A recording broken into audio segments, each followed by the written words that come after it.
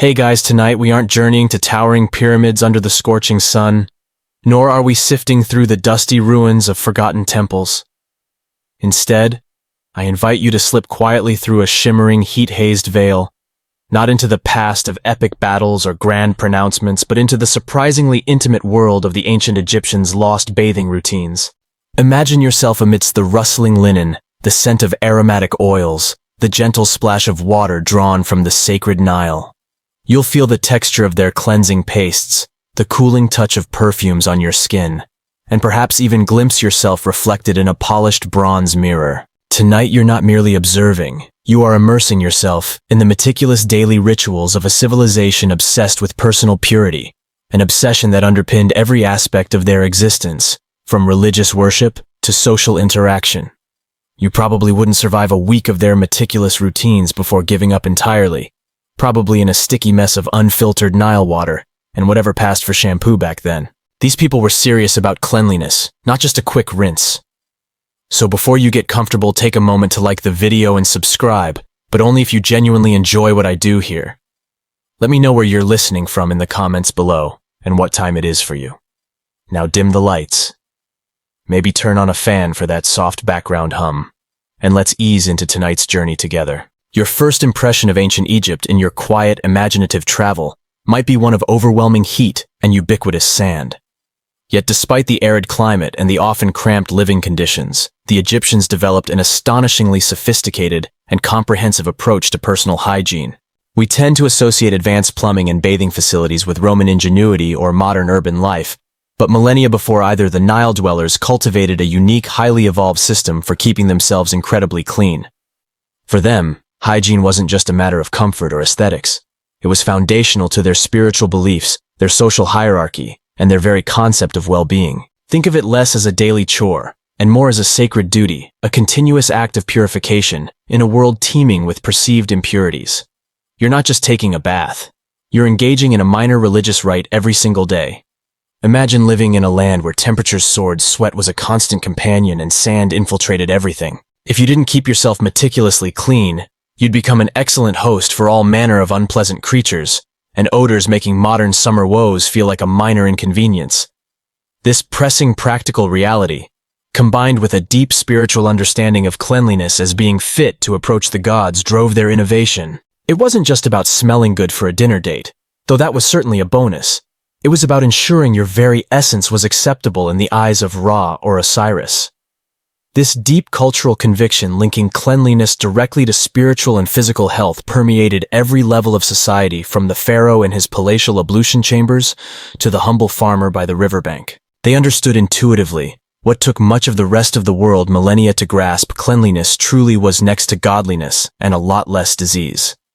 Now, if you were to ask an ancient Egyptian how they defined cleanliness, they probably wouldn't point you to a bottle of scented body wash or a foamy shower gel. Their methods were simpler, yes, but incredibly effective, leveraging the natural resources abundant in their environment. We're talking about more than just washing away the day's dirt. We're talking about an entire philosophical approach to living. Consider the mainstream historical fact that ancient Egyptians routinely bathed several times a day, often in the morning before meals, and definitely before engaging in any religious ritual or public ceremony. They took hygiene so seriously that to be unkempt was not merely rude. It was seen as a sign of ill intent, ill health, or extreme poverty, isolating you from respectable society. This wasn't like forgetting to brush your teeth before school. This was social leprosy. You simply had to be clean. Perhaps a quirky or fringe tidbit to chew on as you relax is their almost fanatical aversion to body hair.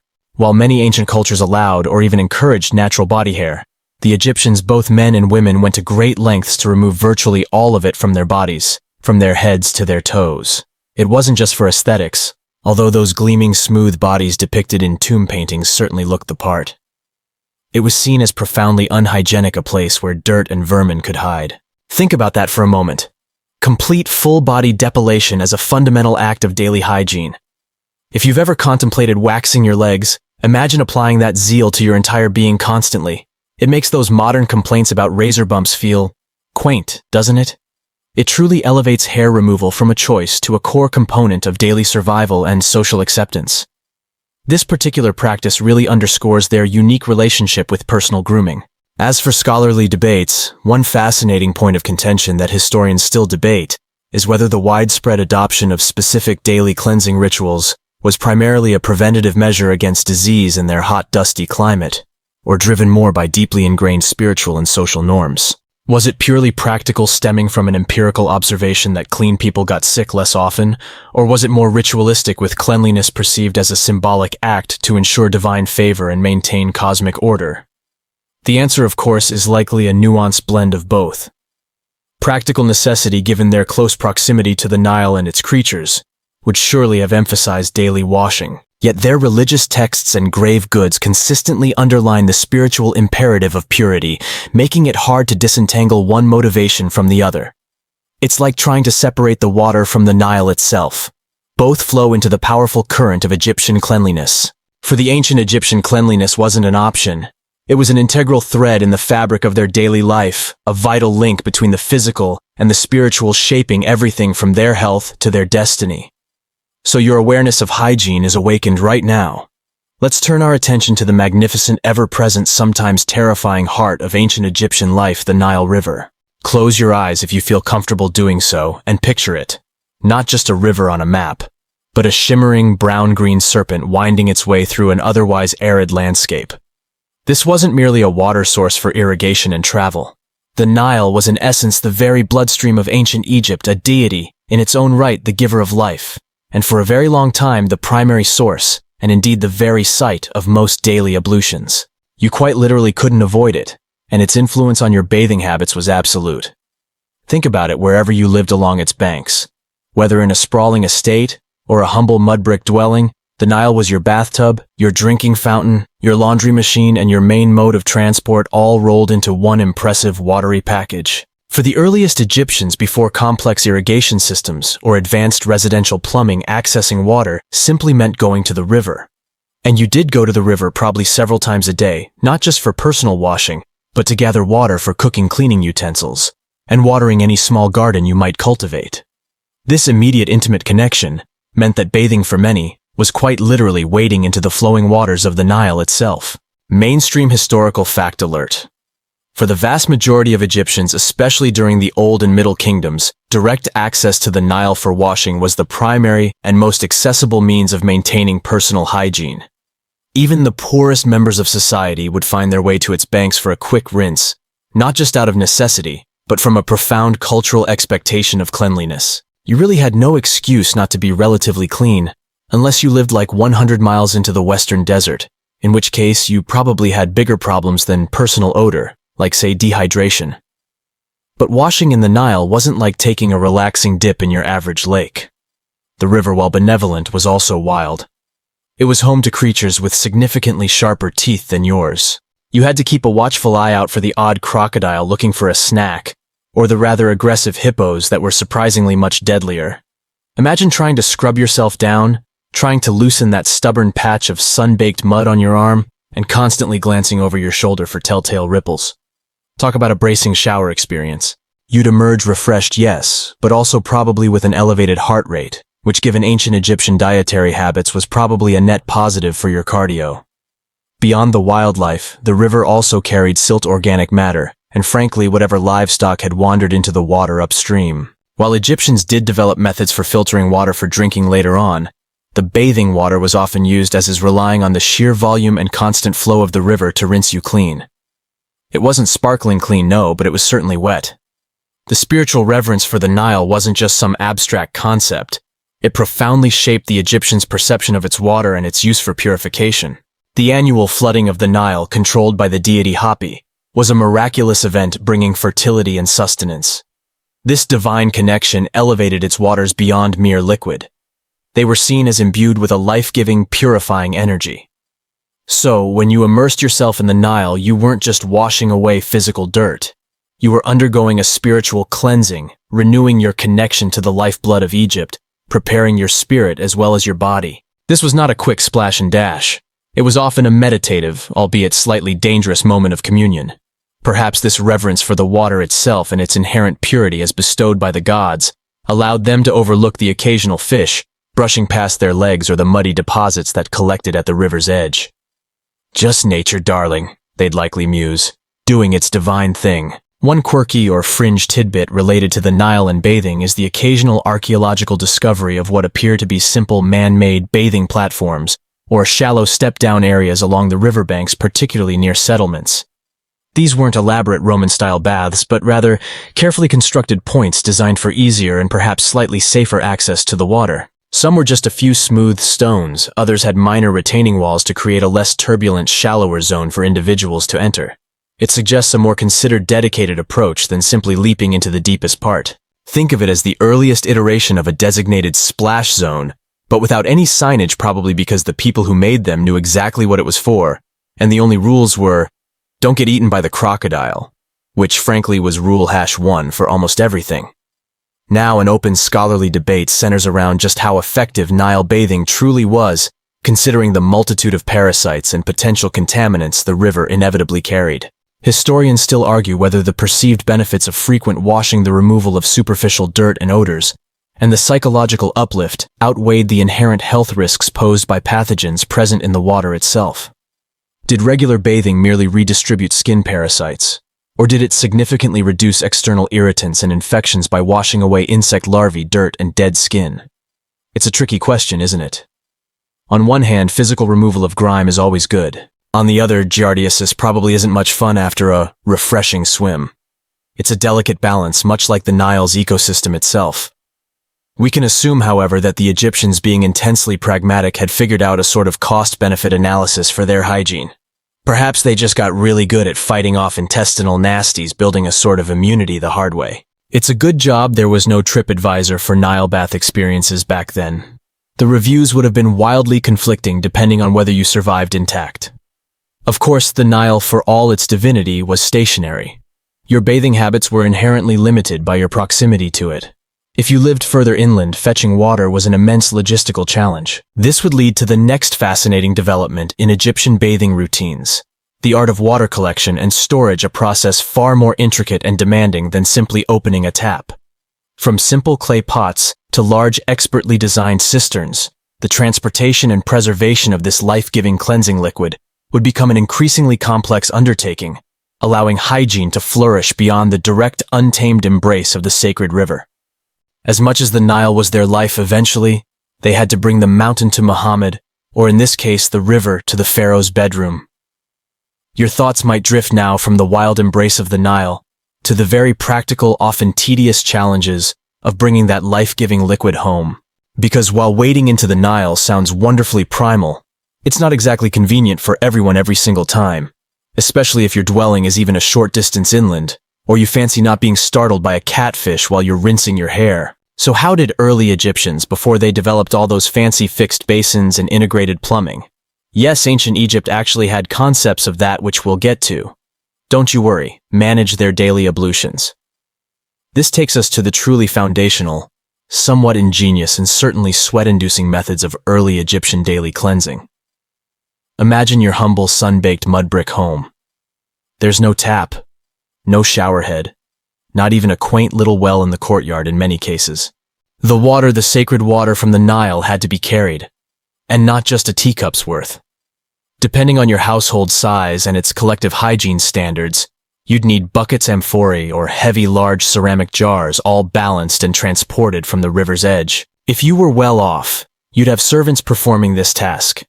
If you weren't, it was a family chore shared amongst stout shoulders, usually during the cooler parts of the day, because carrying heavy water jars under a merciless sun is only something you do once before you adjust your schedule. The sheer logistics of maintaining personal cleanliness on a daily basis before any sort of sophisticated water delivery system came into play, especially for multiple people in one household, are mind-boggling. It gives you a whole new appreciation for your bathroom tap, doesn't it? The effort alone probably made the resultant cleansing feel doubly earned, like a small watery victory over dehydration and grime. Once the water was brought home, what then? There were no showers, no fixed bathing chambers with drains just yet for the common folk. Instead, you would likely stand in a sheltered spot, perhaps in a quiet corner of your small courtyard, or a designated section of the home, a spot shielded from the omnipresent dust and the prying eyes of neighbors. Your daily cleansing would then proceed via what we might call a bucket bath or a pitcher pour. Someone, a family member, or perhaps a trusted attendant, would often pour water over you from a jar while you scrubbed yourself. Alternatively, you might have a wide, shallow bowl or dish to dip into, using a smaller ladle to douse yourself. The goal wasn't to immerse yourself in a tub, but to get a full-body rinse. Mainstream historical fact. Even in the earliest periods, a strong cultural emphasis on regular physical purification led to ingenious domestic adaptations, where basic domestic chores included the frequent collection of water for pouring baths within, or just outside the home. The practicality drove the invention. What did they use for scrubbing? Certainly not the synthetic sponges you might grab at your local drugstore. Your ancestors, however, were surprisingly resourceful. Imagine collecting a handful of finely sifted sand from the desert, not the abrasive, rough kind, but the softer, smoother variety that had been worn down by centuries of wind and water. This sand, perhaps mixed with a little oil, acted as an exfoliator, scraping away dead skin and embedded dirt. Or more likely, you'd reach for natural loofahs derived from certain gourds which grew quite abundantly in the fertile Nile Valley. These fibrous plant materials, surprisingly effective, were perfect for invigorating scrubs. You'd rub vigorously, getting that good, slightly scratchy, thoroughly cleansing sensation, much like a modern spa treatment, if you imagine yourself outside under the sun and trying to avoid sand blowing back onto you after you've just washed it off. Talk about an uphill battle. Or rather, an up-desert dune battle. A quirky or fringe tidbit is that even at this early stage, there's some limited evidence to suggest that the Egyptians began incorporating various aromatic barks and herbal leaves into their bathwater, or even rubbing them directly on their bodies as part of the washing process. Think of the sap from certain acacias or crushed papyrus reeds, all chosen not just for scent, but for their potential emollient or even antiseptic properties. These early experimentations hint at their foundational understanding of botanical remedies and their constant pursuit of comfort and healing beyond just physical cleanliness. It shows a thoughtful approach, almost scientific, to personal care, long before the age of chemistry. They weren't just getting clean. They were feeling clean, and possibly even healthier due to these natural additions.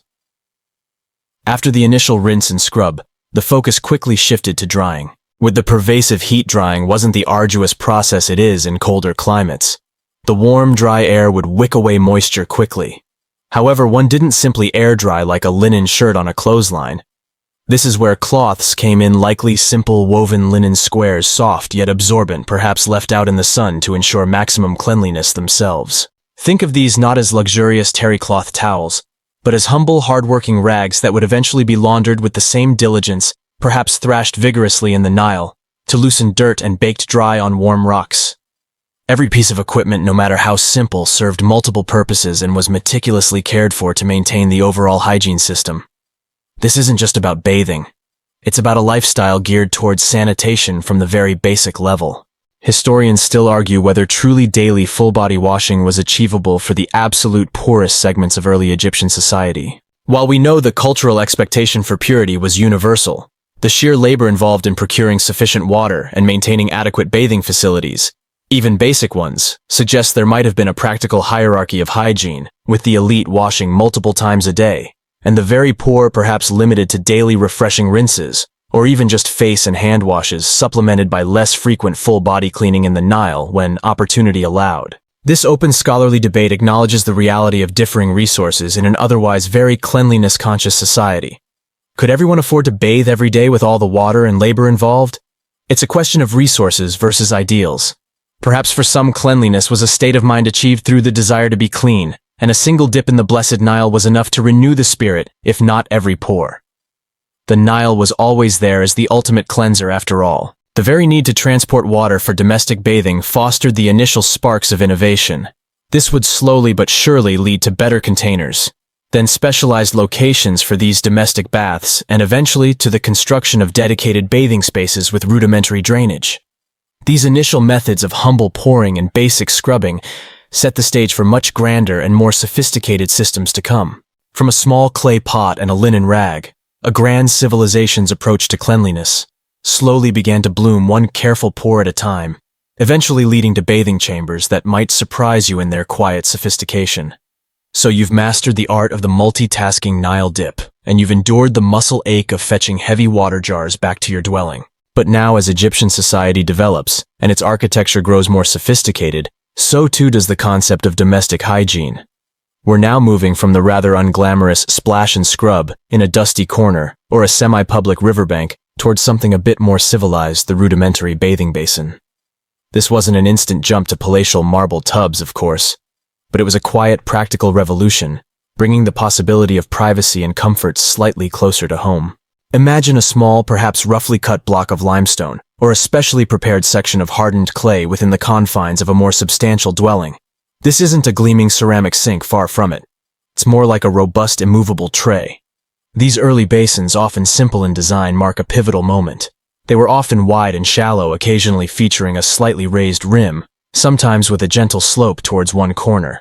Their primary purpose wasn't for immersion. No lounging elegantly with rose petals here, my friend.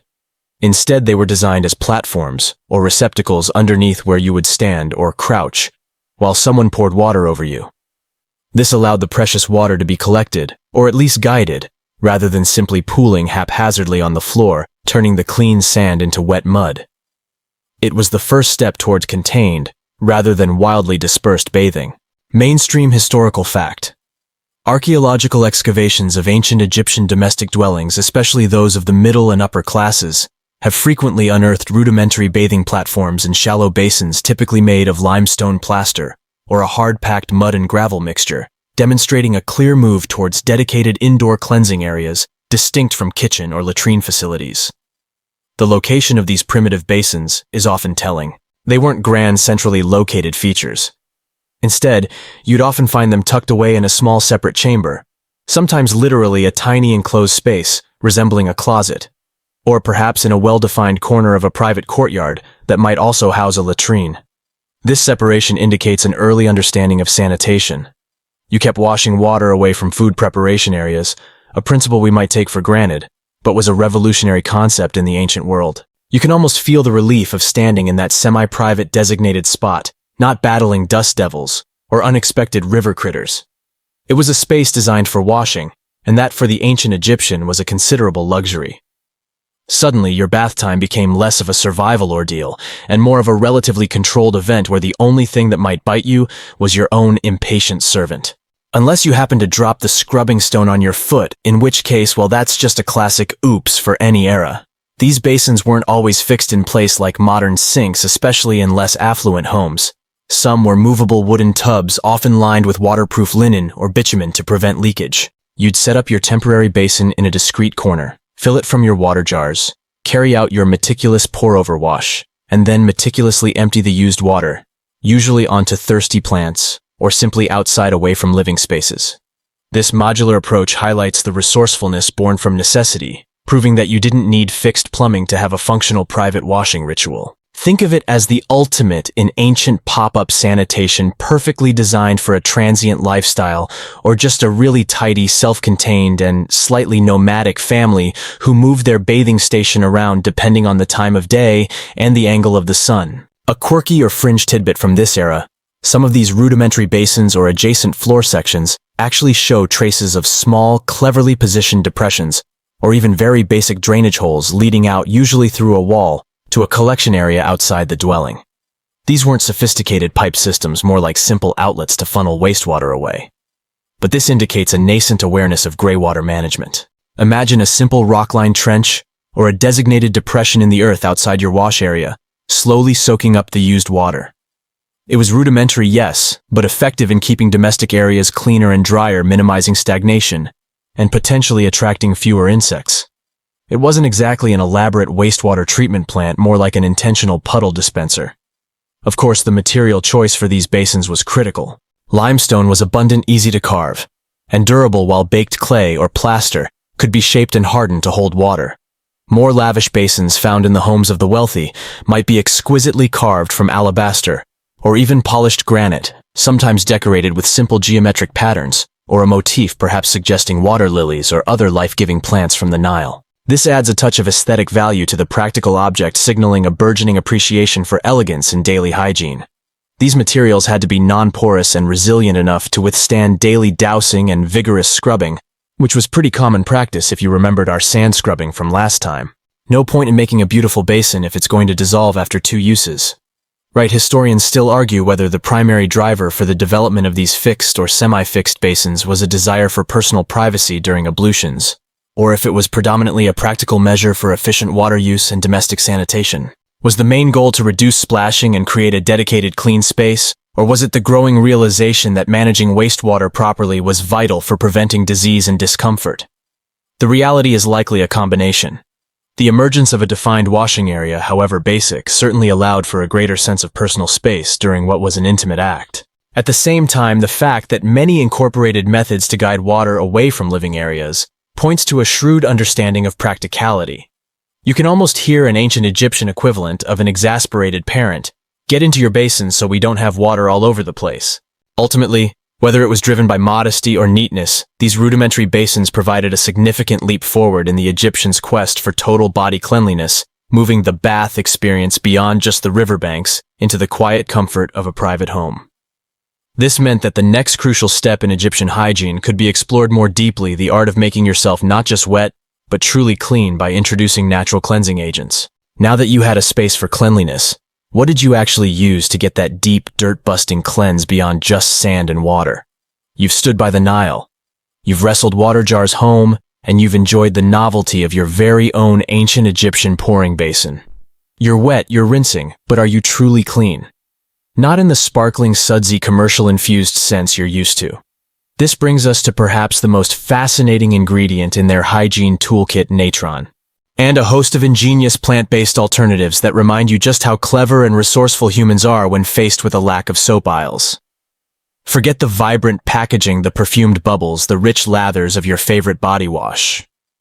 In ancient Egypt, the primary cleansing agent wasn't a cleverly formulated bar or liquid, but a mineral. Imagine reaching for a gritty, grayish-white substance found naturally in salt beds, particularly in the Wadi el-Natrun, a depression in the desert west of the Nile Delta. This isn't just salt you put on your fries. It's a mixture primarily of sodium carbonate decahydrate along with sodium bicarbonate, think super concentrated baking soda, sodium chloride table salt, and sodium sulfate. When you mixed it with water, it formed an alkaline paste, and that was your ancient cleanser. Mainstream historical fact: natron was extensively used by ancient Egyptians for both mummification due to its desiccating properties, and for personal hygiene, effectively acting as an all-purpose cleanser for the body, clothes, and homes, a truly foundational element in their daily lives. The sensation of cleaning with natron would have been starkly different from anything you're accustomed to. No luxurious foam. Instead, you'd mix a handful of the coarse powder with a little water, creating a gritty paste. You'd then apply this paste to your wet skin, scrubbing vigorously, letting the alkaline properties do their work of dissolving oils and lifting dirt. It would have felt slightly abrasive, leaving your skin with a taut, almost squeaky clean sensation, but certainly not silky smooth. It was a utilitarian clean, effective at cutting through the daily accumulation of sweat oil and Nile dust. And because it's alkaline, it would have been a rather powerful deodorizer too, which in the scorching heat of Egypt would have been absolutely invaluable. No matter how clean you are after 10 minutes under that sun, you're probably generating a rather potent aroma of effort. Natron to the rescue.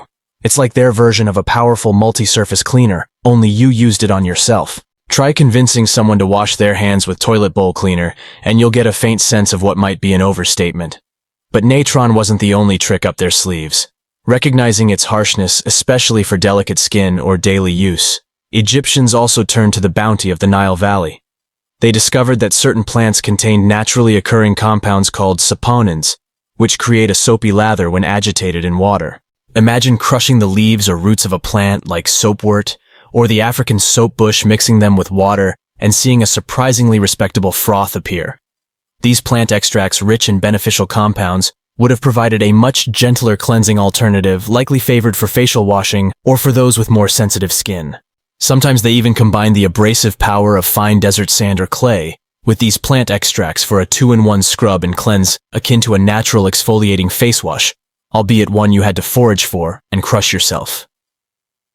Talk about DIY skincare.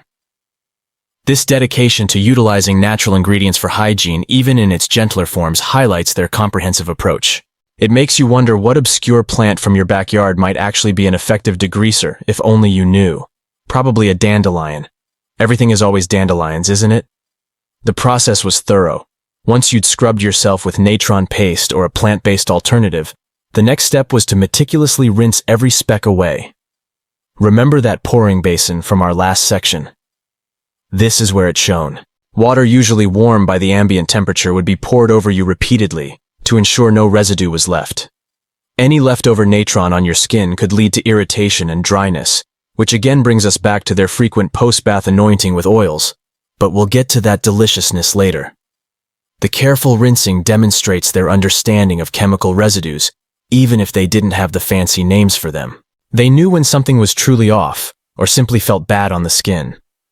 You'd probably perform a thorough pat-down to ensure every area was covered, like a very focused self-contained car wash for humans aiming for ultimate clean.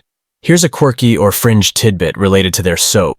The ancient Egyptians occasionally added fats like animal oils or vegetable oils, think castor oil or olive oil, if they could get it to their alkaline cleaning agents. While not a true saponification process, the chemical reaction that makes modern soap from fats and alkali, it would have created a more emollient, perhaps slightly milder cleansing paste, or perhaps served as a sort of cleansing cream. It's like they were making an early version of a cold cream cleanser that not only cleaned, but provided a layer of protection or moisture as it worked. It certainly suggests they were actively experimenting, trying to find the perfect balance between effective cleaning and preserving skin health in their harsh climate. It really shows an advanced understanding more than just haphazardly slapping stuff on their bodies. An open scholarly debate exists regarding the precise formula and efficacy of various cleaning agents beyond bulk natron. Historians still argue whether there was a standard mixture of plant-based cleansers, or if the recipes for specific baths varied greatly, depending on regional availability of botanicals, social status, or even individual preferences. Were specific plants chosen for scent antiseptic properties, or just the ability to create more lather?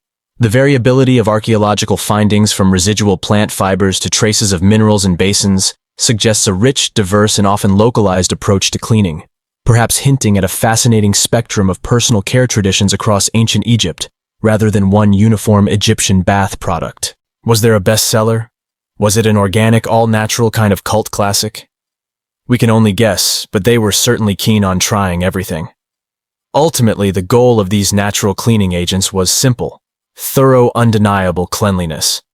They were harsh by modern standards, perhaps, but incredibly effective for their time and context. From the powerful mineral action of natron to the gentle lather of saponin-rich plants, these Egyptians harnessed nature's pharmacy to achieve an enviable level of hygiene. But the clean body, especially after an alkaline wash, also craved comfort and protection.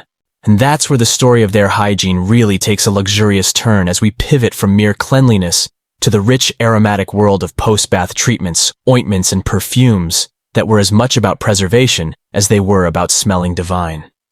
Once your body was free of grime, the canvas was ready for painting, with wonderfully fragrant, luxurious oils. Your body might be feeling remarkably clean, refreshed by the mineral embrace of natron and the gentle kiss of botanical rinses. But hold on, the journey to true ancient Egyptian cleanliness isn't quite finished yet. Because while a clean body was essential, imagine the social faux pas of an otherwise pristine individual unleashing a wave of pungent breath in your immediate vicinity. Gross, right? Well, the ancient Egyptians, ever the perfectionists when it came to their physical presence, certainly thought so. This brings us to another fascinating, surprisingly advanced, and sometimes frankly peculiar aspect of their daily hygiene: the meticulous art of oral care. In a society so heavily invested in personal appearance, social graces, and approaching the divine with purity, bad breath wasn't just a minor annoyance. It was likely considered a genuine barrier to social interaction and spiritual alignment. You probably wouldn't want to explain your offerings to Osiris while your breath suggested you'd recently communed with something particularly swampy. So long before the advent of toothbrushes with bristles or minty fresh tubes of toothpaste, the Egyptians were concocting ingenious ways to keep their mouths relatively fresh and their teeth as sound as possible given the circumstances. It wasn't about gleaming white teeth for selfies, of course, but about preventing the insidious creeping rot and the unpleasant aromas that came with it. So how did they approach this rather challenging problem? For a start, archaeological evidence suggests they used rudimentary chew sticks, small twigs or root ends often from aromatic trees like the eric or Salvadora persica, a natural source of antibacterial compounds, believe it or not. You chew on these fibrous sticks until one end frayed, forming a brush-like implement, and then use it to rub at your teeth and gums, manually scrubbing away food debris and plaque. Mainstream historical fact. While dental issues were rampant among ancient Egyptians due to a coarse diet rich in sand and grit from stone-ground flour, they made significant efforts in preventative oral hygiene, with chew sticks and various tooth powders being common tools across all social strata. It's truly amazing that they even had this foresight. But the real magic, or perhaps the real mystery, came with their ancient toothpastes and breath mints, because you couldn't just brush your teeth. You needed something to clean them beyond plain water. And so the Egyptians developed a variety of abrasive powders that acted as cleansers. Imagine grinding together ingredients like powdered ox hooves. Yes, you heard that right. Powdered hooves, burnt eggshells, pumice of volcanic rock, and sometimes natron itself. This would have formed a gritty, possibly eye-watering paste. You'd mix a small amount with water, apply it to your chew stick, or more likely rub it directly onto your teeth with your finger, carefully scouring away plaque and food particles. The resulting sensation must have been quite intense, perhaps like gargling with a mixture of fine sand and the faintest whiff of barbecue. Not exactly Colgate Total, is it? However, the Egyptians didn't just stop at abrasive, gritty cleansers. They understood the importance of freshness. To combat bad breath and provide a pleasant aftertaste, they incorporated a delightful array of aromatic ingredients into their mouth pastes or made specific breath-freshening lozenges. Think of frankincense and myrrh. Those exotic was taken to an extreme. To minimize any perceived breeding ground for lice, dirt, or spiritual impurity, priests shaved all their body hair, head, eyebrows, even their eyelashes. Talk about dedication. This wasn't just a beauty trend. It was a theological imperative. Can you imagine the commitment? Daily shaving, probably with rudimentary bronze razors, that surely left more than a few nicks or chemical depilatories that sound terrifying, all in the name of purity. One slight tremor, and suddenly you're a priest with an eyebrow scar that lasts the rest of your earthly existence. It makes the daily routine of modern manscaping or ladyscaping seem laughably minimal by comparison. They were truly the ultimate smooth operators in the service of the gods. One quirky or fringe tidbit concerns their water gardens within temples. Beyond formal basins, some larger temple complexes possessed exquisitely maintained gardens with ponds or small artificial lakes, specifically designed for ritual immersion or ablution for certain priests or initiates. These weren't swimming pools for leisure, but functional sacred waters often teeming with papyrus and water lilies, meticulously purified to be fit for sacred bathing. The air around these pools might be still scented with flowers, far from the everyday chaos of Egyptian life, offering a truly tranquil environment for their endless pursuit of purity, sometimes for hours. It was like their own personal, consecrated aquatic retreat for a very exclusive, very clean clientele. And their oral hygiene was equally rigorous. Given that priestly duties included speaking sacred texts, uttering prayers, and consuming ritual food offerings, keeping their breath clean and their mouths pure was paramount. We'll explore oral care more fully later, but for priests it involved specific mouthwashes often made from aromatic resins, or powdered natron used multiple times throughout the day beyond just regular teeth cleaning. Every aspect of their physical being was constantly monitored and purified to ensure it was worthy of engaging with the divine. It must have felt like a continuous spiritual dental checkup with the highest stakes imaginable. Historians still argue whether the motivation behind such extreme priestly purity practices was primarily to genuinely ward off disease in a practical sense, or if it was more symbolically important, to represent moral and spiritual cleanliness to the populace. Was their relentless pursuit of physical sterility an early form of epidemiological understanding? Or was it a tangible demonstration of their dedication and separation from the ordinary world, elevating their status and authority by showcasing their unique discipline? Perhaps it was both. The priests recognized that a physically pristine body felt better and seemed healthier, reinforcing the divine approval of their lifestyle, which then translated into awe and respect from the layperson. Regardless, their bodies were temples themselves, undergoing continuous ritualistic purification to serve the greater spiritual architecture of Egypt. The very air they breathed, and indeed exhaled, had to be cleansed pure enough to convey sacred whispers untainted by the mundane or the unsanitary.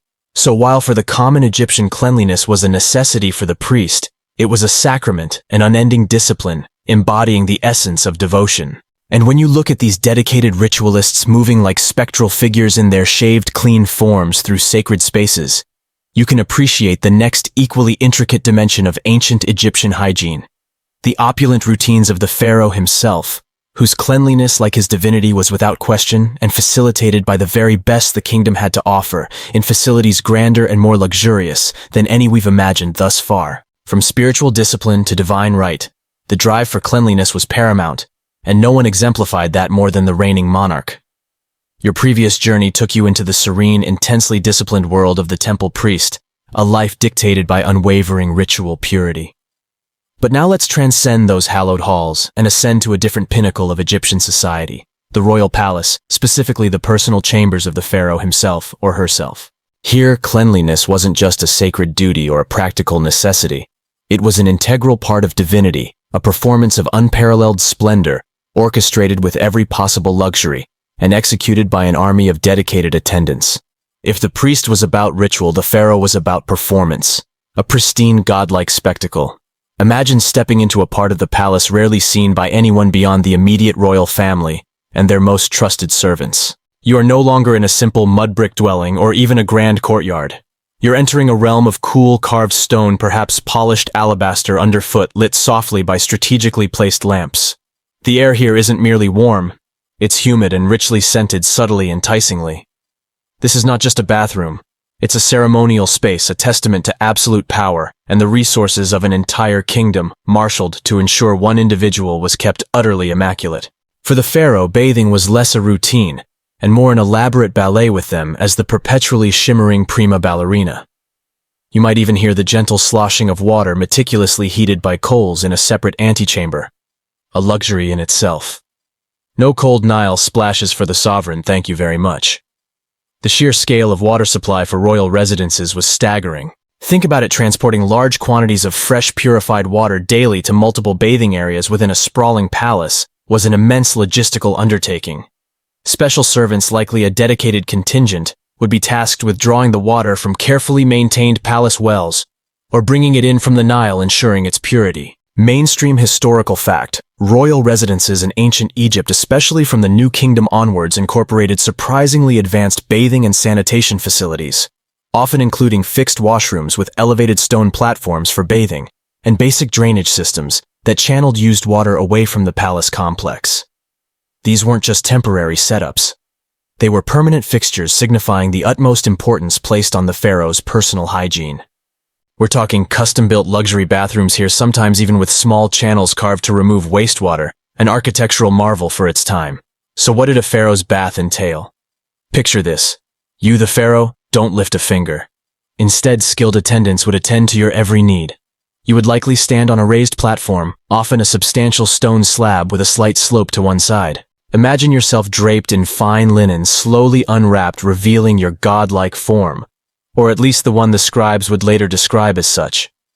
Instead of splashing water from a jug yourself, a dedicated bath attendant or purification servant would carefully pour purified, perhaps lukewarm water over you from gleaming bronze or polished pottery vessels. The action would be graceful, controlled, almost liturgical. Every aspect was designed for the utmost comfort and deference as befits a living deity. It's hard to imagine anyone splashing like a child in such a sacred space. That'd be a quick way to be demoted to like a minor vizier at best. The cleaning agents themselves would also be of the finest quality. While commoners might use plain natron, the royal formula for soap would have likely incorporated the purest natron mixed with aromatic resins, choice plant oils, perhaps imported olive oil or prized moringa oil and fragrant honey. This would have created a richer, perhaps even subtly exfoliating paste meticulously prepared to ensure the pharaoh's skin was not just clean, but pampered. You wouldn't be scrubbing. Attendants would delicately apply the mixture, gently massaging it into your skin. Following the cleansing, copious amounts of fresh water would be poured over you to ensure not a single particle of cleansing agent remained. The sheer amount of effort involved is a stark contrast to how easy we have it.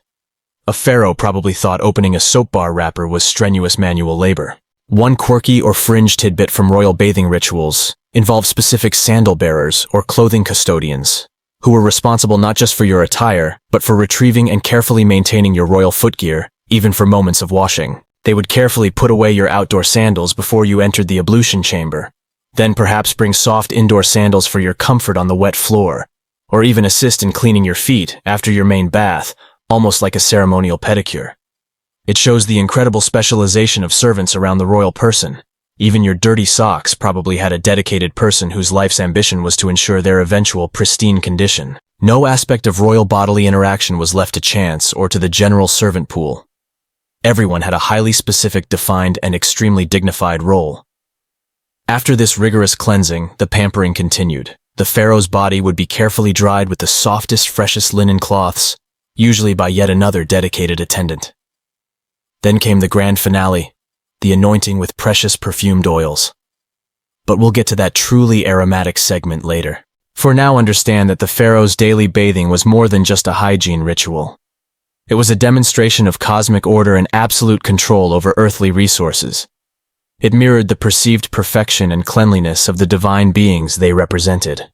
The existence of a dedicated bathmaster, or even a chief of the royal washing chambers in later periods, isn't out of the realm of possibility. These officials would oversee the strict protocols, the flow of water, the temperature, the quality of materials, and the execution of every stage, ensuring the pharaoh's purity was uncompromised. Imagine the job interview for that role. Do you have an unnatural obsession with cleanliness and an unwavering eye for detail? Are you cool with handling the God King's soapy secretions?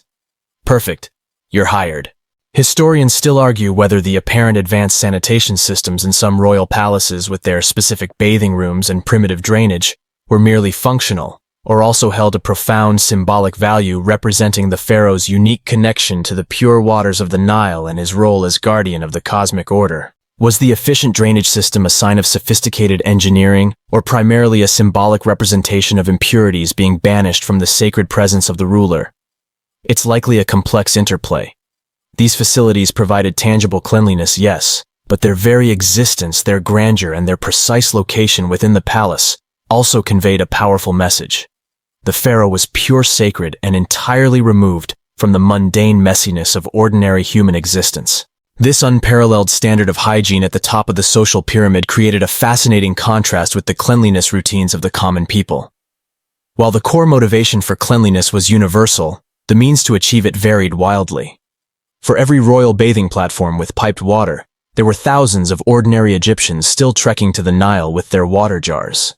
So having peeked into the opulent, divinely assisted cleanliness of royalty, your next stop is perhaps more relatable, and certainly more indicative of how the majority of Egyptians kept themselves immaculate without a staff of 20 at their disposal.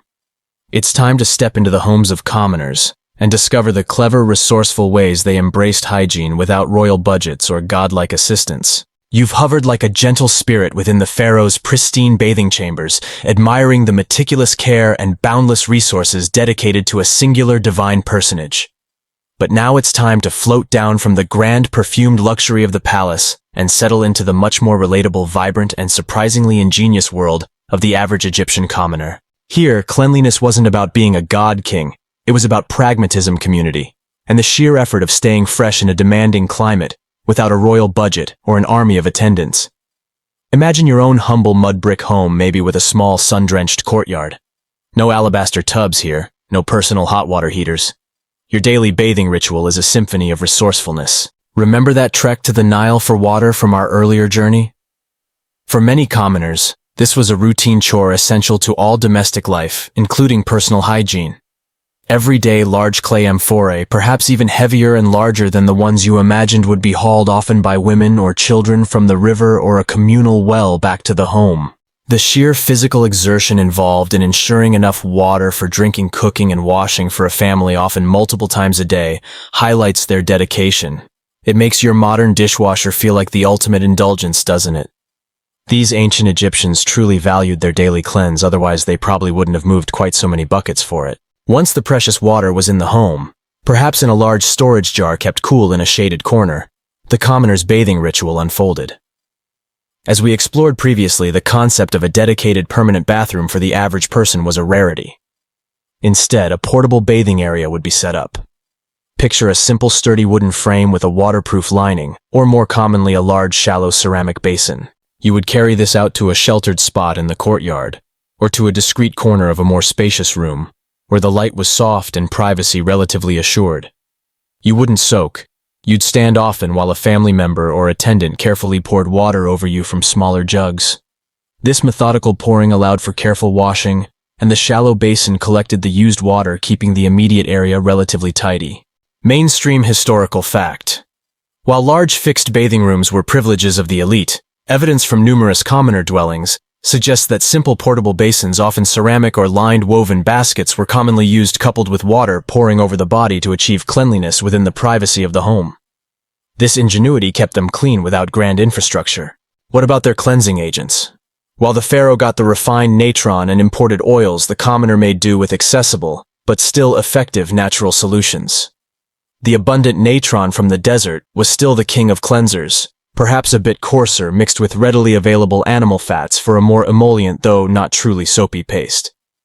You'd apply this gritty paste with your hands, perhaps with a bundled handful of fibrous papyrus stalks, scrubbing vigorously. Remember that clever loofah idea from Section 3? They'd certainly have utilized those to scrape away the day's grime and dead skin. And for a gentler clean, or a nicer scent, crushed aromatic plants like mallow leaves or various fragrant herbs, perhaps gathered from wild patches along the Nile, might be used either as a simple rubbing agent or steeped in the bathwater itself to imbue it with their subtle cleansing and aromatic properties. It wasn't about fancy labels. It was about effectiveness derived from the immediate environment. You couldn't just order Desert Breeze scented plant extract from Amazon. You had to find your own, which was probably equally effective and far more satisfying. This diligent cleanliness extended to their clothing too. Linen, their primary fabric, needed constant care in the dusty climate. Clothing would be rinsed in the Nile or a communal trough beaten on rocks to remove dirt and then left to dry in the blazing sun. You can imagine communal washing sessions along the riverbank, a hub of social activity as well as hygiene, where women gathered, scrubbed, chatted, and collectively kept the fabric of their lives quite literally clean. No dryers, no wrinkle release settings. Just good old-fashioned manual labor. The Egyptians no doubt appreciated freshly laundered sun-baked linen much more than we do.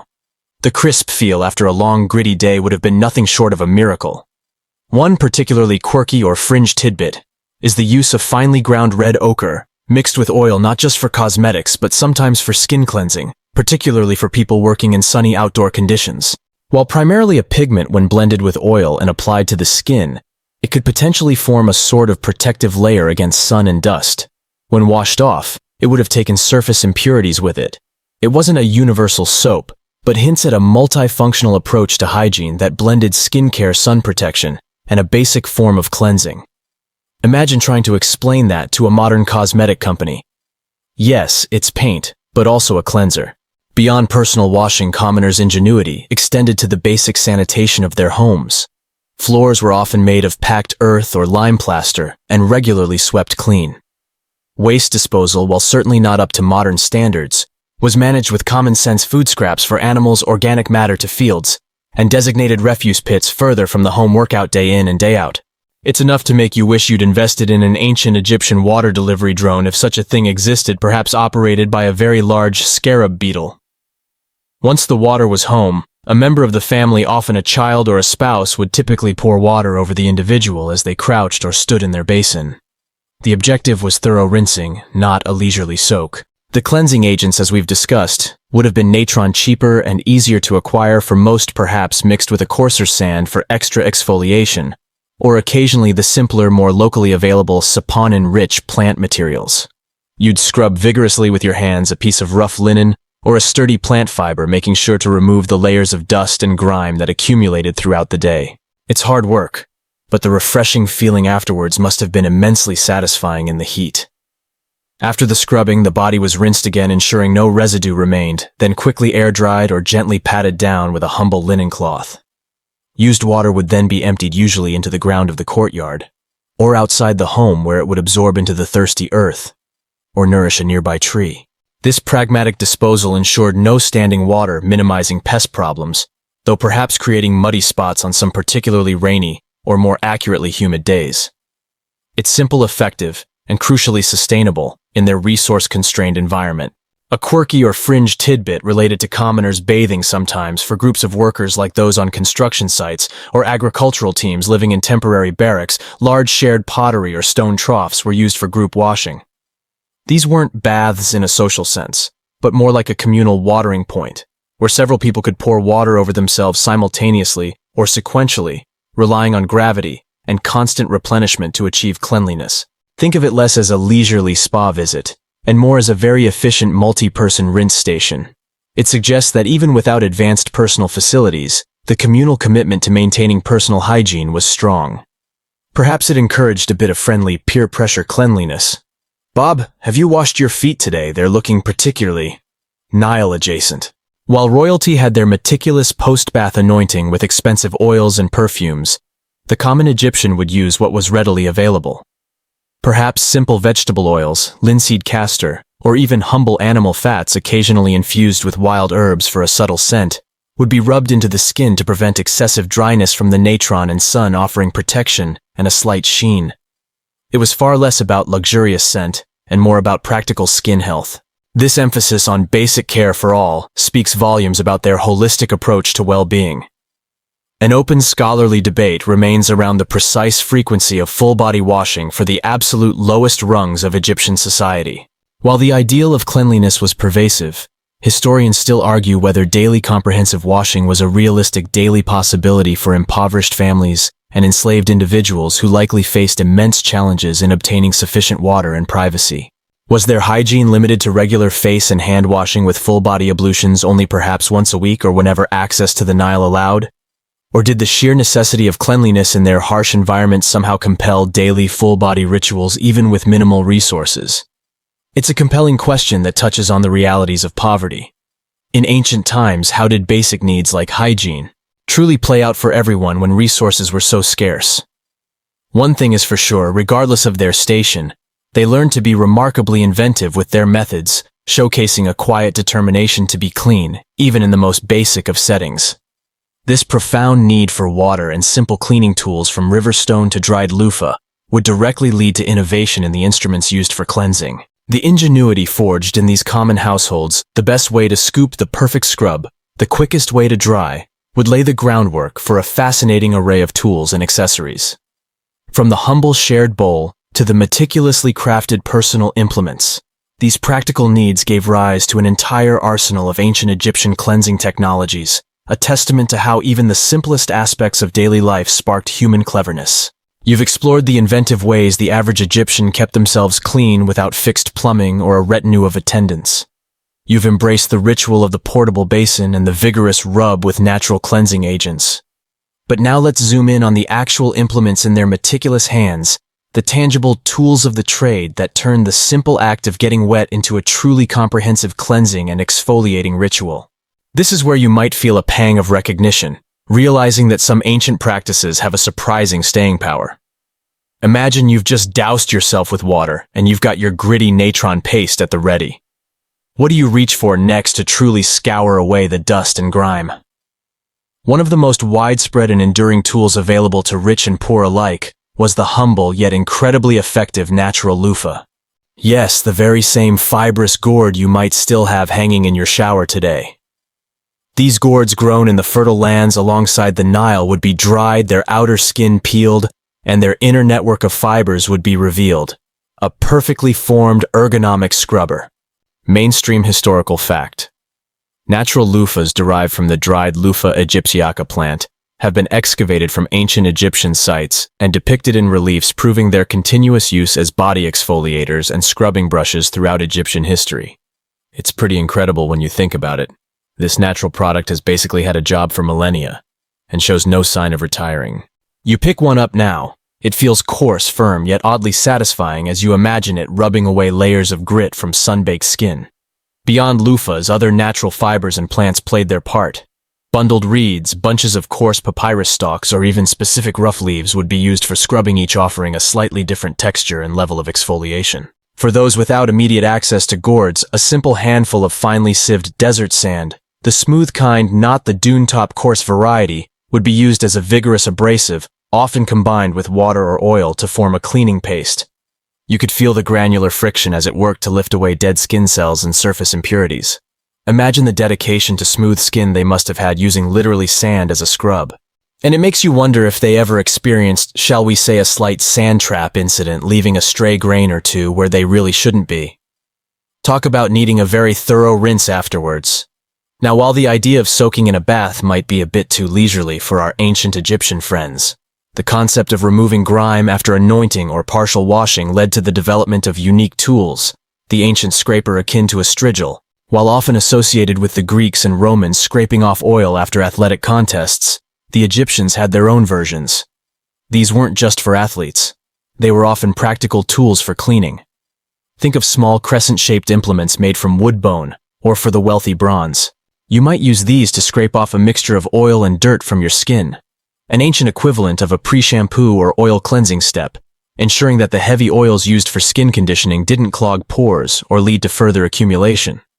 The bronze ones could be surprisingly elegant, polished to a shine, sometimes with a loop or handle to ensure a firm grip. Using one would be a peculiar sensation for us. It's like a very deliberate targeted squeegee for your body, but with an underlying knowledge that it was leaving your skin incredibly fundamentally clean. The design of these tools often varied dramatically depending on their intended user. For the pharaoh or a high-ranking noble, personal washing tools could be true works of art. Miniature spatulas carved from ivory or polished wood delicately decorated. Small containers for balms and ointments crafted from fine alabaster slate or even semi-precious stones would have small precision-made applicators designed for delicate tasks, like applying kohl or specialized facial pastes. Imagine reaching for a slender ivory stick, smooth and cool to the touch, perfectly shaped to scoop a dab of aromatic balm from a tiny jar. It's the ultimate in ancient, luxurious miniature gadgetry, making a modern Q-tip look utterly boring by comparison. A quirky or fringe tidbit concerning these tools involves what appear to be composite scrubbing tools. Some archaeological finds suggest that natural loofah sections might have been combined with sticks or small handles made of wood or bone, lashed together with plant fibers, creating an extended reach scrubber or a firmer application device. It's like their early version of a backbrush specifically designed for those hard-to-reach areas. They weren't just using things as they found them. They were adapting and innovating, creating bespoke implements tailored to specific bodily cleansing needs. So next time you grab your favorite ergonomically designed back scratcher, think of your Egyptian ancestors struggling with the same hard-to-reach spot, probably with a loofah on a stick. Another fascinating aspect of their personal tools involves the precise applicators for more delicate areas. Small spatulas and tiny spoons, often less than an inch long, were used to apply kohl eyeliner or medical ointments, hinting at an incredible precision in their personal care routines. These tools, sometimes found alongside cosmetic palettes and tomb offerings, weren't strictly for bathing, but their presence underscores a comprehensive personal grooming regimen that included the face, teeth, and hair, in addition to the main body wash.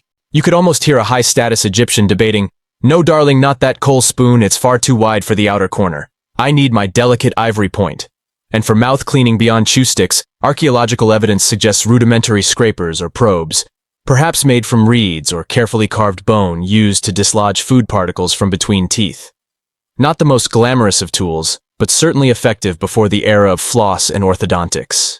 Just picturing the amount of care they took with their oral hygiene gives you an idea of how seriously they took their overall presence, right down to the freshest breath possible, albeit sometimes from chewing ground frankincense. Historians still argue whether certain elaborately carved or gilded bathing implements discovered in elite tombs were genuinely utilitarian tools, or primarily symbolic offerings for the afterlife, signifying the deceased's ongoing purity and status beyond earthly life. While many show signs of use, the opulence of others might suggest dermabrasion kit used generously all over the body. You'd get that squeaky clean sensation coupled with a deep, invigorating polish that left your skin feeling utterly renewed. If they'd had Instagram back then, the #CleanSkinGoals hashtag would have been filled with impossibly smooth Egyptians glistening under the desert sun. Then there were the scrapers. For those who coated their skin in oils before bathing, a practice often used to protect against the elements, or for skin health, allowing dirt to stick to the oil. As we discussed in Section 5, a different type of tool was employed to remove the greasy, dirt-laden film. These were not unlike the stridulas of the later Roman and Greek world, but probably predated them. Crafted from bronze, wood, or even carefully shaped shell or stone, these ablution spatulas had a slightly curved or spoon-shaped end. Imagine gliding one of these across your skin after it had been oiled, expertly removing the mixture of oil, sweat, and accumulated dirt, revealing the cleansed skin beneath. This required skill, as too much pressure could scrape, and too little wouldn't be effective. It's an unusual method to us, but clearly effective given its continued use across different ancient cultures. One humorous thought: imagine being an ancient Egyptian intern, still learning the technique, and accidentally scraping off a bit too much pharaoh, causing a minor international incident with their skincare. No pressure, After the scrubbing and scraping, the soft touch. Simple woven linen cloths were indispensable. They were used both during the washing as washcloths, perhaps dipped in water, and wrung out to gently cleanse sensitive areas, and critically for drying the skin. Unlike our fluffy terrycloth towels, ancient Egyptian linen would have been remarkably smooth and absorbent, quickly wicking away moisture. They were often meticulously laundered, perhaps by beating them on stones in the Nile to loosen dirt, and then bleaching them in the sun, ensuring they were impeccably clean for subsequent use. The quality of these cloths varied dramatically from coarse utilitarian squares to the exquisite gossamer thin linen favored by royalty, often scented with oils and kept immaculately pristine by dedicated attendants. A quirky or fringe tidbit is the use of elaborate carved cosmetic boxes or personal care kits found in many Egyptian tombs, particularly of women and wealthy individuals. These boxes contain not just combs, mirrors, and various oils, but often miniature versions of scrubbing tools, tiny spatulas for applying pastes, and small grinding stones for preparing powders. While primarily for cosmetics, their presence suggests a highly personal and integrated approach to hygiene and adornment, almost as if bathing and beauty were inseparable acts that demanded their own specialized tools designed for easy storage and access. It's the ultimate ancient Egyptian version of a dop kit, and certainly puts our little toiletry bags to shame in terms of artistry and long-term durability.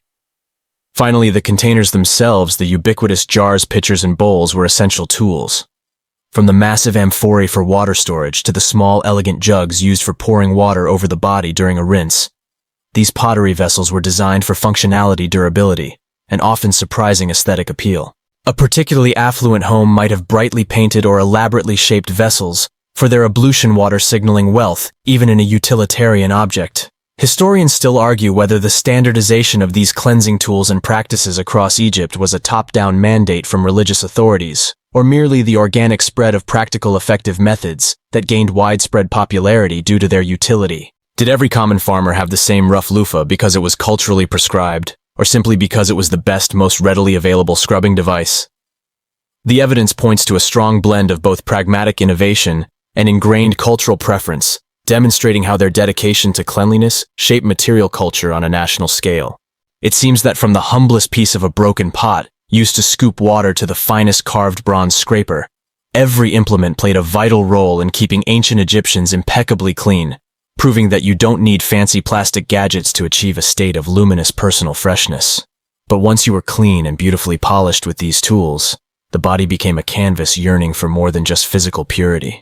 It demanded adornment, scent, and protection, all of which were exquisitely provided by a cornucopia of aromatic oils and unguents. The scrubbing was done. Now came the sweet, soft, soothing aftermath. You've emerged from the rigor of scrubbing and scraping, feeling thoroughly, primally clean. Your skin, though perhaps a touch invigorated by the loofah and the coarse natron, is now crying out for something soothing, something luxurious, something to counteract the desert's relentless dryness. And here in ancient Egypt, your clean canvas would immediately be treated to a sensory delight, the abundant, highly prized, and incredibly diverse world of fragrant oils and emollients. This wasn't just about smelling nice. It was about protecting your body from the brutal elements, showcasing your status, and preparing for spiritual blessings, all in one glorious, glistening step. If washing was their diligent chore, anointing was their opulent reward. Imagine standing freshly dried by soft linen, as skilled hands, perhaps your own, perhaps a servant's, carefully selected from an array of beautiful small alabaster jars or ornate pottery vessels. Each contained a precious viscous liquid, often thick, fragrant, and sometimes almost butter-like. These weren't your fleeting modern body sprays. These were deep, nourishing concoctions, patiently prepared, carrying the concentrated essence of blossoms and resins. The Egyptians knew instinctively that after the stripping effect of their cleansers, their skin needed moisture protection and repair. This step was non-negotiable for anyone who valued comfort or self-presentation. The variety of oils and unguents was vast, reflecting Egypt's agricultural bounty and its trade networks. For the common folk, practical oils like castor oil, linseed oil, or sesame oil, often pressed from locally grown plants, would be the primary choice. These offered basic moisturizing and protection. For the elite, however, the choice was truly exotic. Mainstream historical fact: ancient Egyptians regularly used a wide variety of vegetable oils, such as moringa oil, often called behen oil, balanites oil, and often imported olive oil infused with aromatic plant materials to create highly prized perfumed ointments and protective unguents for daily skincare, health, and cosmetic purposes. These compounds were meticulously applied to combat dryness, provide scent, and guard against the harsh desert environment, essentially acting as their daily lotion, sunscreen, and perfume rolled into one. No wonder they always looked so glowing in the reliefs, not dried out like old jerky. To create these luxurious concoctions, aromatic plant parts, delicate lotus petals, fragrant lilies, pungent frankincense and myrrh resins, even cinnamon bark and spikenard would be steeped in base oils for extended periods, allowing their scents and beneficial compounds to infuse into the carrier. This slow process of maceration was akin to brewing the most concentrated, delightful tea for your skin. Sometimes animal fats would be rendered down and similarly infused, creating a thicker, longer-lasting ointment. Imagine the workshop where these preparations took place, a quiet place permeated by rich, intoxicating aromas. A true perfumery millennia before modern chemistry. It sounds a little like a culinary adventure, too.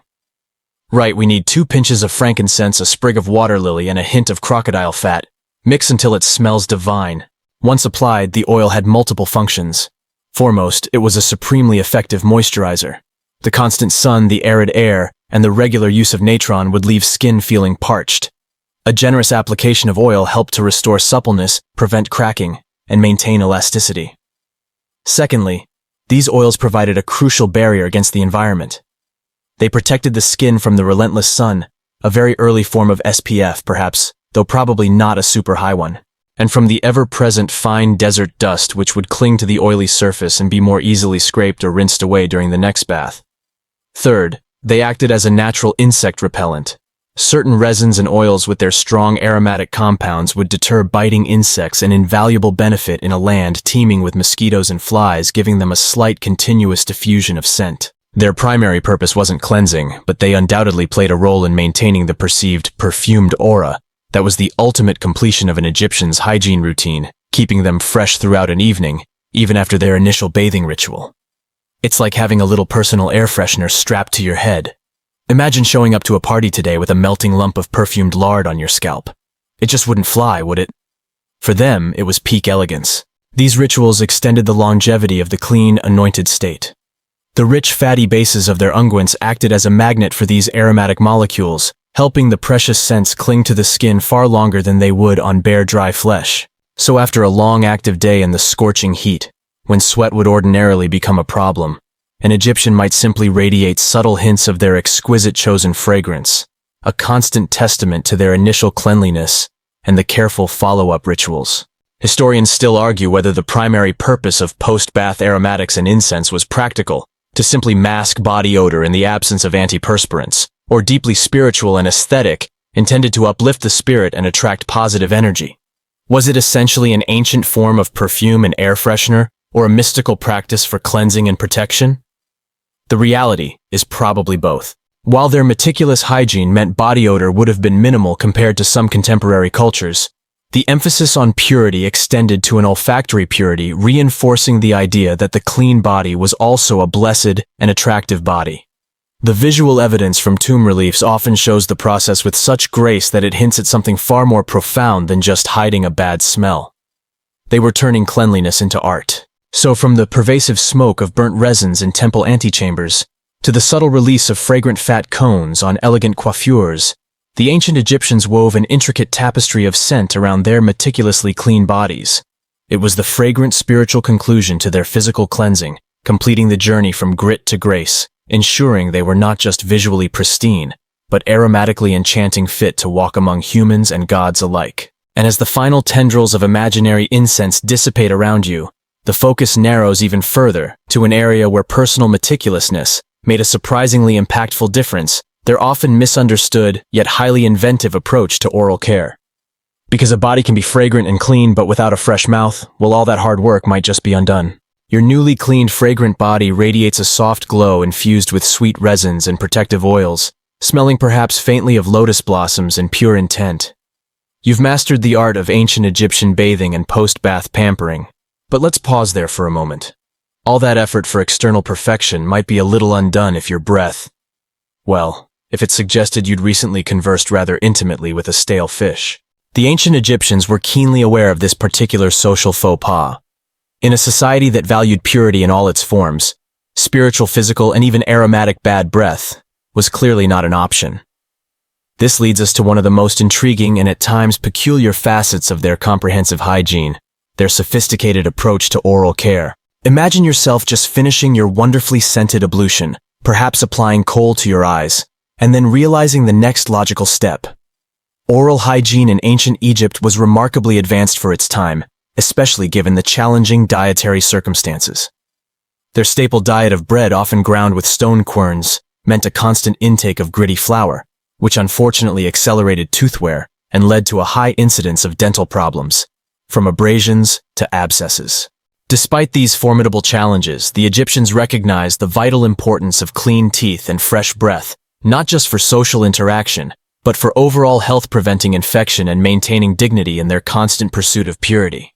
So how did they battle bad breath and tooth decay without toothbrushes with bristles or tubes of minty paste?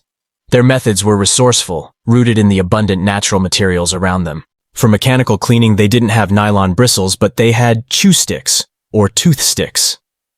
Picture yourself holding a small fibrous twig, often from aromatic trees like the areca or Salvadora persica, a natural antiseptic. You'd chew one end until it frayed, creating a rudimentary brush. This would then be rubbed vigorously over the teeth and gums, physically scraping away food particles and plaque. Mainstream historical fact. Evidence suggests that chew sticks made from specific types of tree roots or twigs were common implements in ancient Egyptian oral hygiene, acting as primitive toothbrushes for mechanical cleaning and even imparting some natural antiseptic properties. It's hard to imagine getting that truly squeaky clean feel without a modern bristle, but the diligent daily rub probably made a considerable difference. I mean, it's certainly more pleasant than the hooves and pumice we sometimes talked about for body scrubbing. But beyond mechanical removal, the Egyptians also developed what can be loosely described as toothpastes and breath mints.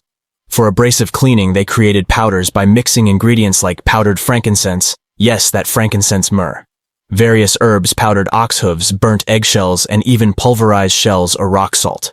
Imagine crushing these ingredients with a mortar and pestle, perhaps a specific small alabaster one, just for your personal grooming, to form a fine powder. This powder would be mixed with a little water to form a paste applied with a finger or a chew stick and rubbed directly onto the teeth. The texture would be coarse, but effective at removing stains and superficial plaque. The taste, well, it probably wasn't fresh mint or wintergreen, more likely a pungent mix of resin and a slight mineral bite. Think about it, a mixture of herbs and pulverized animal products as your daily dental cleanser. Modern dental practitioners would have an absolute field day analyzing that recipe. But hey, it beat nothing. And then there were the breath tablets or lozenges, a clear testament to their dedication to olfactory freshness. To counter the lingering odors of a heavily sauced or rather spiced ancient meal, or just the natural, somewhat inevitable morning mouth, they formulated small pellets designed to be sucked or chewed. These usually combined potent aromatic resins and spices. Ground cinnamon, myrrh, frankincense, often with the addition of a binding agent like honey for sweetness and form, or dried tree gum. You'd pop one of these little marvels in your mouth, and the strong, pleasant scent would immediately start masking any underlying odors, giving you that delightful feeling of confidence as you smiled at your pharaoh or your local market vendor. Imagine having a date and needing to pop an oxenhoof tablet before the first conversation. Makes that sugary mint after coffee feel a bit more convenient, doesn't it? A quirky or fringe tidbit points to some fascinating archaeological discoveries of sophisticated dental instruments in ancient Egyptian tombs. These weren't like modern dentist tools, but fine copper or bronze probes, tweezers, and small hand tools that appear to have been used for more specific precision cleaning tasks, perhaps to remove debris between teeth, or even to attempt rudimentary extractions of severely decayed teeth. These suggest that some individuals, perhaps the wealthy, or those seeking specialized care from an early dental practitioner, sought a higher level of intervention than simple home remedies. It shows an incipient form of dental specialization far earlier than commonly assumed in history. Maybe their dentists weren't great at fillings, but at least they could scrape things out for you with fancy copper hooks. While these tools and techniques were clearly designed for prevention and immediate freshness, the high prevalence of dental problems remains a significant finding in skeletal remains. Historians still argue whether the comprehensive and relatively advanced nature of ancient Egyptian oral care practices significantly improved general oral health, or if the challenges posed by their abrasive diet were simply too overwhelming to overcome even with their best efforts. Did their hygiene efforts merely slow down an inevitable process of decay, or did they genuinely mitigate some of the most severe infections that might have afflicted less hygienically conscious cultures. It's a complex balance of admirable efforts against a formidable biological and environmental adversary. Regardless of ultimate efficacy, their diligence in pursuing dental hygiene speaks volumes about their comprehensive approach to cleanliness. From their smooth-shaved heads to their carefully scented breath, every part of their body was a canvas for purity. Your skin gleams subtly fragranced by rare oils and ethereal smoke. You are in every outward sense a walking, breathing testament to ancient Egyptian cleanliness. But there's a vital dimension of hygiene we haven't quite tackled, one that can subtly yet devastatingly undermine even the most pristine exterior, your breath. Because even if you radiated the scent of lotus blossoms and bathed thrice daily, if your conversation involved a pungent blast of unfiltered ancient Egyptian morning breath, all that hard work might just evaporate. So we now shift our meticulous focus from external purity to the surprisingly diligent and sometimes peculiar world of ancient Egyptian oral care.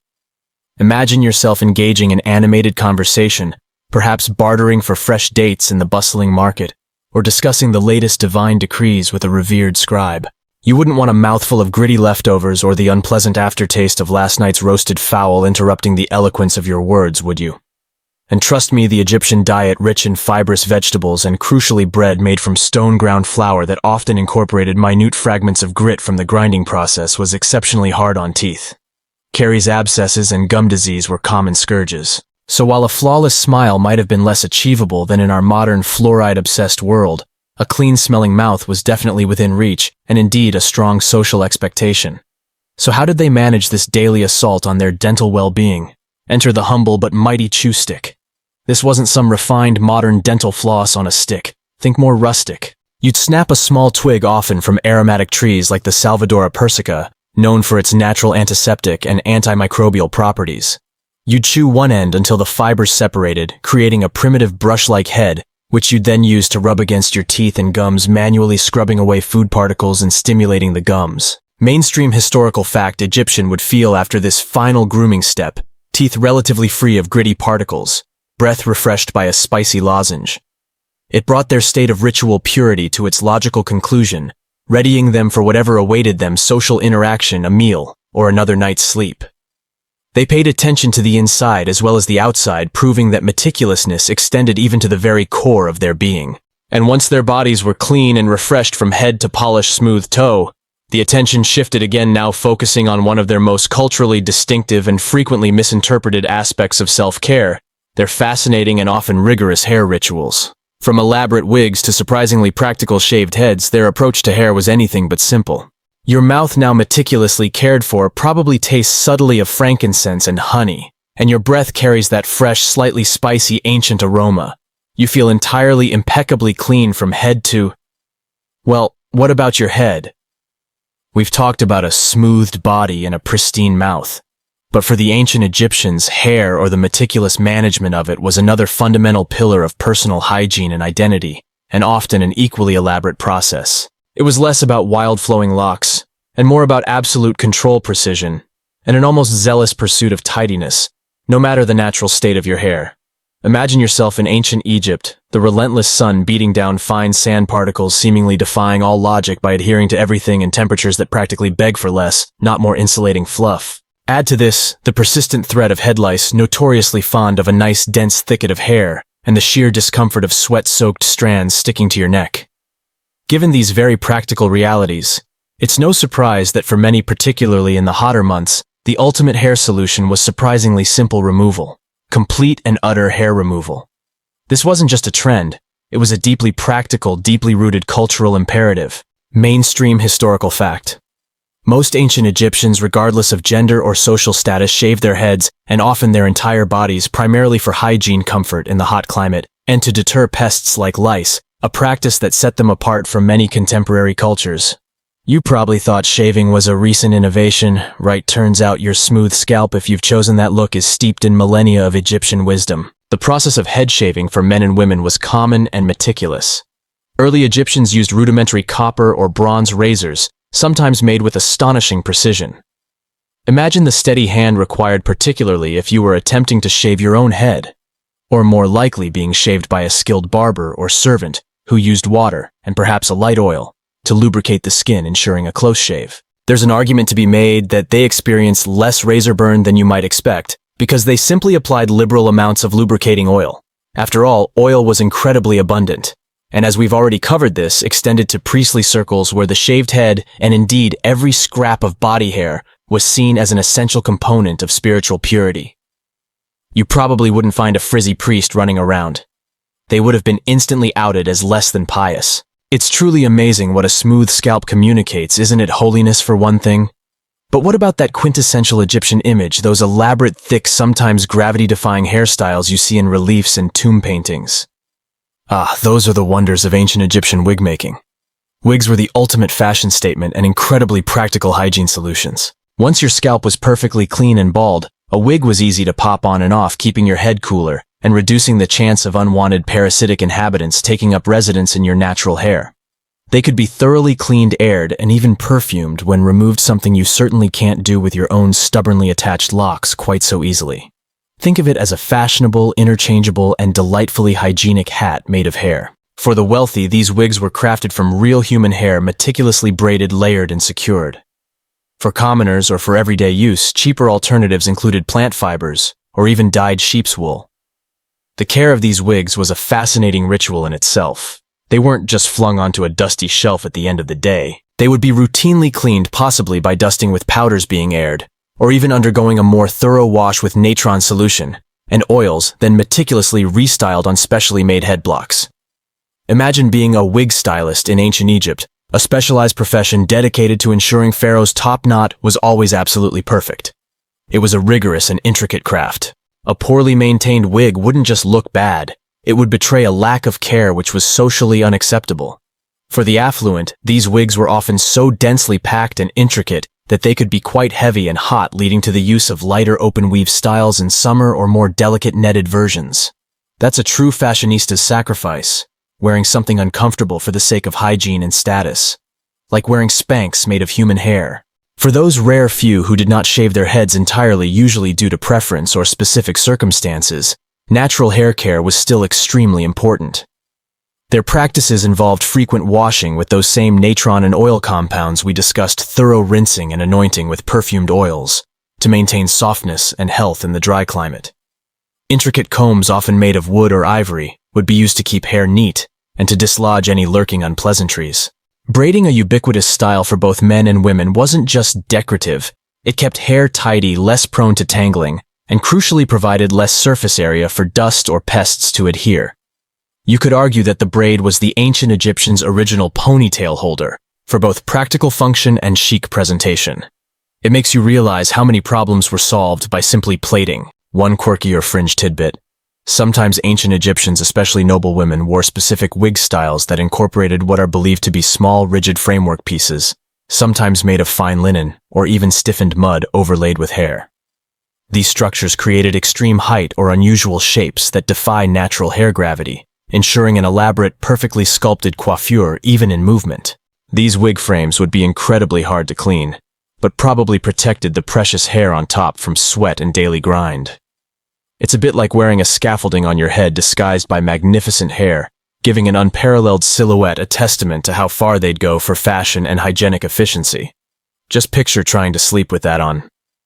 Probably the first time in history, a pillow became secondary to a carefully preserved coiffure. An open scholarly debate focuses on whether the widespread practice of shaving the head and body in ancient Egypt was primarily a health-driven measure to prevent parasites and reduce discomfort in the heat, or a dominant aesthetic and symbolic preference related to their concepts of ritual purity. While practicality is undeniable, historians still argue whether the smooth, hairless aesthetic developed as a byproduct of hygiene, or if the ideal of hairlessness came first, pushing hygienic methods to achieve it. Was the shaven look simply functional, or did it become intrinsically beautiful because it signified purity and an elevated state of being? It's a true chicken and egg question when it comes to ancient Egyptian style. Did they shave for hygiene and then think, wow, this looks amazing? Or did they think the smooth look was godly and then work out the most hygienic way to achieve it? Either way, you got a really clean head. Ultimately, whether by shaving and adopting magnificent wigs, or by diligently maintaining their natural strands, the Egyptians' relationship with their hair was inextricably linked to their overarching pursuit of cleanliness and order. They saw hair not as something to be ignored, but something to be managed, styled, and even discarded, all in the service of total body purity and elegance. And this deep, meticulous understanding of the body from head to polished smooth toe was not merely about looking good. It extended crucially to their understanding of health and well-being. Because when your personal vessel is impeccably clean, it naturally feels ready to heal and to thrive, which brings us to the next often overlooked aspect of Egyptian hygiene, its profound connection to medicine and vitality. Your immaculately tended head, whether smoothly shaven or graced with an elaborate wig, completes your journey through ancient Egyptian personal aesthetics. You're clean-scented and socially presentable from scalp to toe. But beyond the purely superficial or even the religiously ceremonial, there lay a profound and intensely practical motivation for this meticulous dedication to cleanliness. The ancient Egyptians instinctively understood its vital connection to physical well-being, health, and indeed healing. For them, cleanliness wasn't just next to godliness. It was intimately intertwined with the very possibility of robust life in a challenging microbe-filled world. Imagine for a moment living without the benefits of modern medicine or a clear understanding of germ theory. An open cut could quickly become infected. Skin irritations could fester into debilitating sores. Eye infections brought on by dust and flies were rampant. In such an environment, the visible removal of dirt, grime, and dead skin wasn't just about looking good. It was a frontline defense against disease. The very act of washing then became a crucial therapeutic measure, not just a cosmetic one. You can almost feel the instinctive need to rinse away anything that felt unclean, because deep down your ancient self somehow sensed it harbored something harmful. Egyptian medical papyri, those invaluable glimpses into their medical practices, frequently reference the importance of cleaning wounds and boils, preparing the body for procedures, and using hygienic practices to alleviate discomfort. This was rudimentary, yes, but remarkably prescient. If you had an irritated skin condition, say a nasty rash from constant sweat and chafing, a distinct possibility in that heat, a simple rinse with fresh, cool water followed by a soothing application of infused oil would not only relieve the itching, but also wash away any irritants or budding infections. It's like a daily dose of ancient common sense. If it hurts, wash it, then rub nice stuff on it. And you thought the simple act of taking a bath was just for fun. For them, it was almost medicinal. Mainstream historical fact. Ancient Egyptian medical texts, such as the Edwin Smith Papyrus, provide explicit instructions for cleansing wounds and surgical sites, demonstrating a pragmatic understanding that cleanliness was essential in preventing infection and promoting healing, far preceding the advent of modern germ theory. While they didn't know about bacteria or viruses, they understood that physical cleanliness produced healthier outcomes. So when a surgeon of the era prepares for an incision, their hands are scrupulously cleaned, and perhaps even some kind of alcohol or strong plant-based disinfectant used on their instruments because it simply produced a better outcome for the patient, which meant more satisfied clientele and less accidental post-op pharaohs. They might have attributed improved results to banishing evil spirits, but the methods were effective hygiene regardless of the why. Beyond immediate wound care, general daily bathing served a vital preventative role. The diligent scrubbing with loofahs and the abrasive nature of natron would remove superficial parasitic eggs, think dreaded hookworms or scabies, fungal spores and insect larvae from the skin. In a society that didn't wear enclosed shoes year-round and whose members regularly waded into a rather lively Nile, preventing such parasitic infections was critical. You probably didn't need to be told twice to scrub those feet and legs. And by the way, did you remember that crocodile dung sunscreen from way back in Section 1? Good news, using oils after bathing served not just as a moisturizer, but also helped to create a smooth, slightly slippery surface on the skin that was less hospitable for many biting insects and external parasites to attach themselves. Less places for bugs to hang out meant less chances of being bitten and potentially contracting a nasty fever or an annoying itch that you couldn't scratch even with your finest bronze scraper. This sounds more like a strategic deployment of moisturizer, a battle tactic of the very best kind, keeping unwelcome invaders at bay. Therapeutic baths weren't always about treating a specific ailment. Sometimes they were prescribed simply for overall vitality. Consider certain ailments like muscular aches from strenuous agricultural labor. A warm bath perhaps from water heated in the kitchen over coals infused with aromatic herbs known for their pain-relieving or muscle-relaxing properties. Think thyme, mint, chamomile would offer significant relief. For respiratory issues, certain inhaled steams from specific resins or herbs, like those used for perfuming, which we touched on in Section 10, were thought to clear airways and soothe irritation. It's an ancient version of a vapor rub, only with more ritual and far less menthol. They intuitively harness the calming effects of warm water, essential oils, and aromatic vapors for holistic healing, recognizing that relaxation and sensory stimulation played a role in recovery. A quirky or fringe tidbit concerns the specialized therapeutic healing waters sometimes brought from specific, supposedly sacred or geologically unique springs for individuals with chronic illnesses.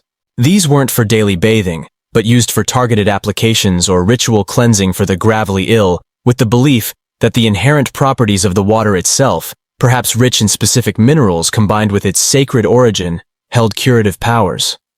Whether purely psychological or containing genuine mineral benefits, this practice underscored a belief that specific sources of water held unique therapeutic value beyond general cleanliness. It's like their very own, very exclusive ancient spa for health tourism, if you happen to have the means to acquire that particular liquid gold. You just imagine ancient spa brochures promising eternal youth and robust liver function.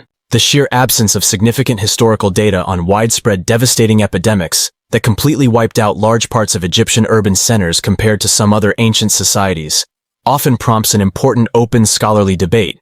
To what extent did their rigorous, deeply ingrained daily hygiene practices, which included proper waste management for their time, general bodily cleanliness, and attention to oral health, contribute to a lower incidence of certain infectious diseases? Despite their crowded conditions and the Nile's parasites, historians still argue whether their pervasive cleanliness truly made them a more resilient civilization against disease compared to their contemporaries, who were, let's just say, less enthusiastically devoted to their personal hygiene. Did their squeaky clean skin act as an unacknowledged defense mechanism saving thousands, or was it a mere comfort against inevitable microbial invaders?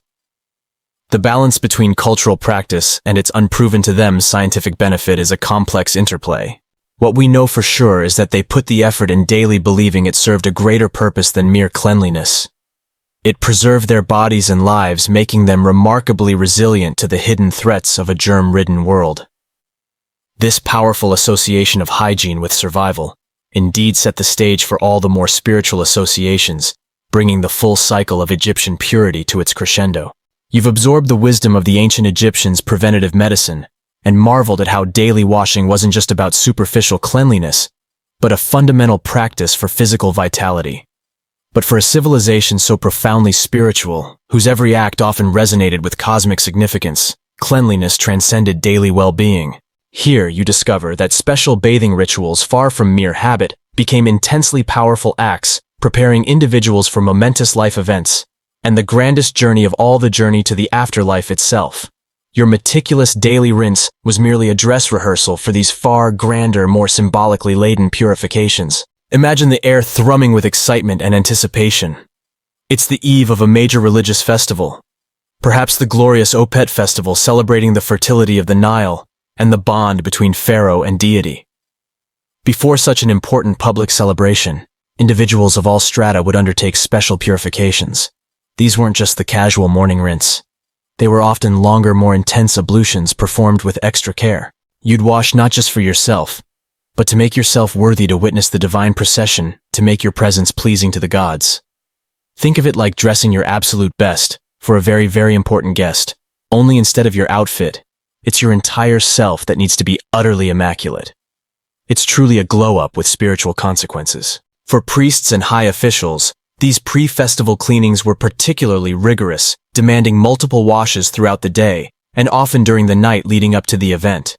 They might use specific consecrated waters drawn from temple pools or sacred wells, perhaps mixed with specially prepared aromatic oils, to imbue an extra layer of ritual purity. You can almost feel the chill of the cool water cascading over their bare skin as they prepare to interact with divine effigies, making them literally glowing embodiments of purity, ready to usher in sacred times. Mainstream historical fact.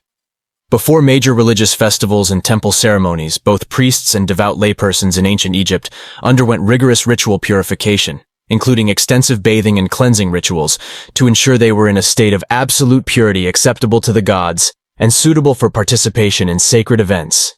This was their most profound significance for purity rituals. When an individual passed away, the immediate priority wasn't just lamentation, but careful preparation of the body for its eternal journey. This is where the highly sophisticated practices of embalming and mummification begin, processes inextricably linked with purification. The body would first undergo a thorough ritual cleansing, usually involving meticulous washing with Nile water, often purified or treated scented oils, and sometimes special natron solutions designed to both purify the body and initiate the process of preservation. This preliminary cleansing wasn't simply hygiene. It was the first step in the metamorphosis from earthly body to eternal spirit vessel. The journey to the afterlife was literally washed clean from the very beginning. This pre-embalming wash was often accompanied by prayers and incantations, emphasizing the spiritual aspect of the cleansing. It prepared the deceased for their appearance before the gods of the underworld, where purity was essential for passing judgment. Think of it as passing through a cosmic car wash before entering the divine garage. Even specific parts of the body were considered impure until ritually washed and cleansed, nails trimmed, orifices, cleaned hair removed if not already shaven. Every external surface of the body, now lifeless, had to reflect the internal purity deemed necessary for successful passage. A little humorous thought: you'd never catch an ancient Egyptian taking a selfie while deceased. They always ensured the posthumous image conveyed the absolute best version of themselves, eternally ready for the cosmos. A quirky or fringe tidbit is the belief in certain lunar cleansing baths or special nightly ablutions linked to the phases of the moon. While evidence is sparse, some texts hint at ritual washes performed during specific lunar cycles by priests or devotees for enhanced purification, spiritual insight, or preparation for dreams or prophetic visions. It suggests a more subtle mystical layer to bathing, where cosmic rhythms could influence and amplify the purifying power of water. You probably didn't have special lunar body wash in every household, but for dedicated spiritualists, these special bathing opportunities certainly existed, aligning their bodies with the grand celestial cycles. It's a delightful esoteric twist to their hygiene, transforming a simple bath into a stargazing spiritual communion. Beyond religious rites, significant personal milestones often involve special baths. A young person on the cusp of adulthood might undergo a purification bath as part of a rite of passage, symbolically shedding childhood impurities before embracing their new responsibilities.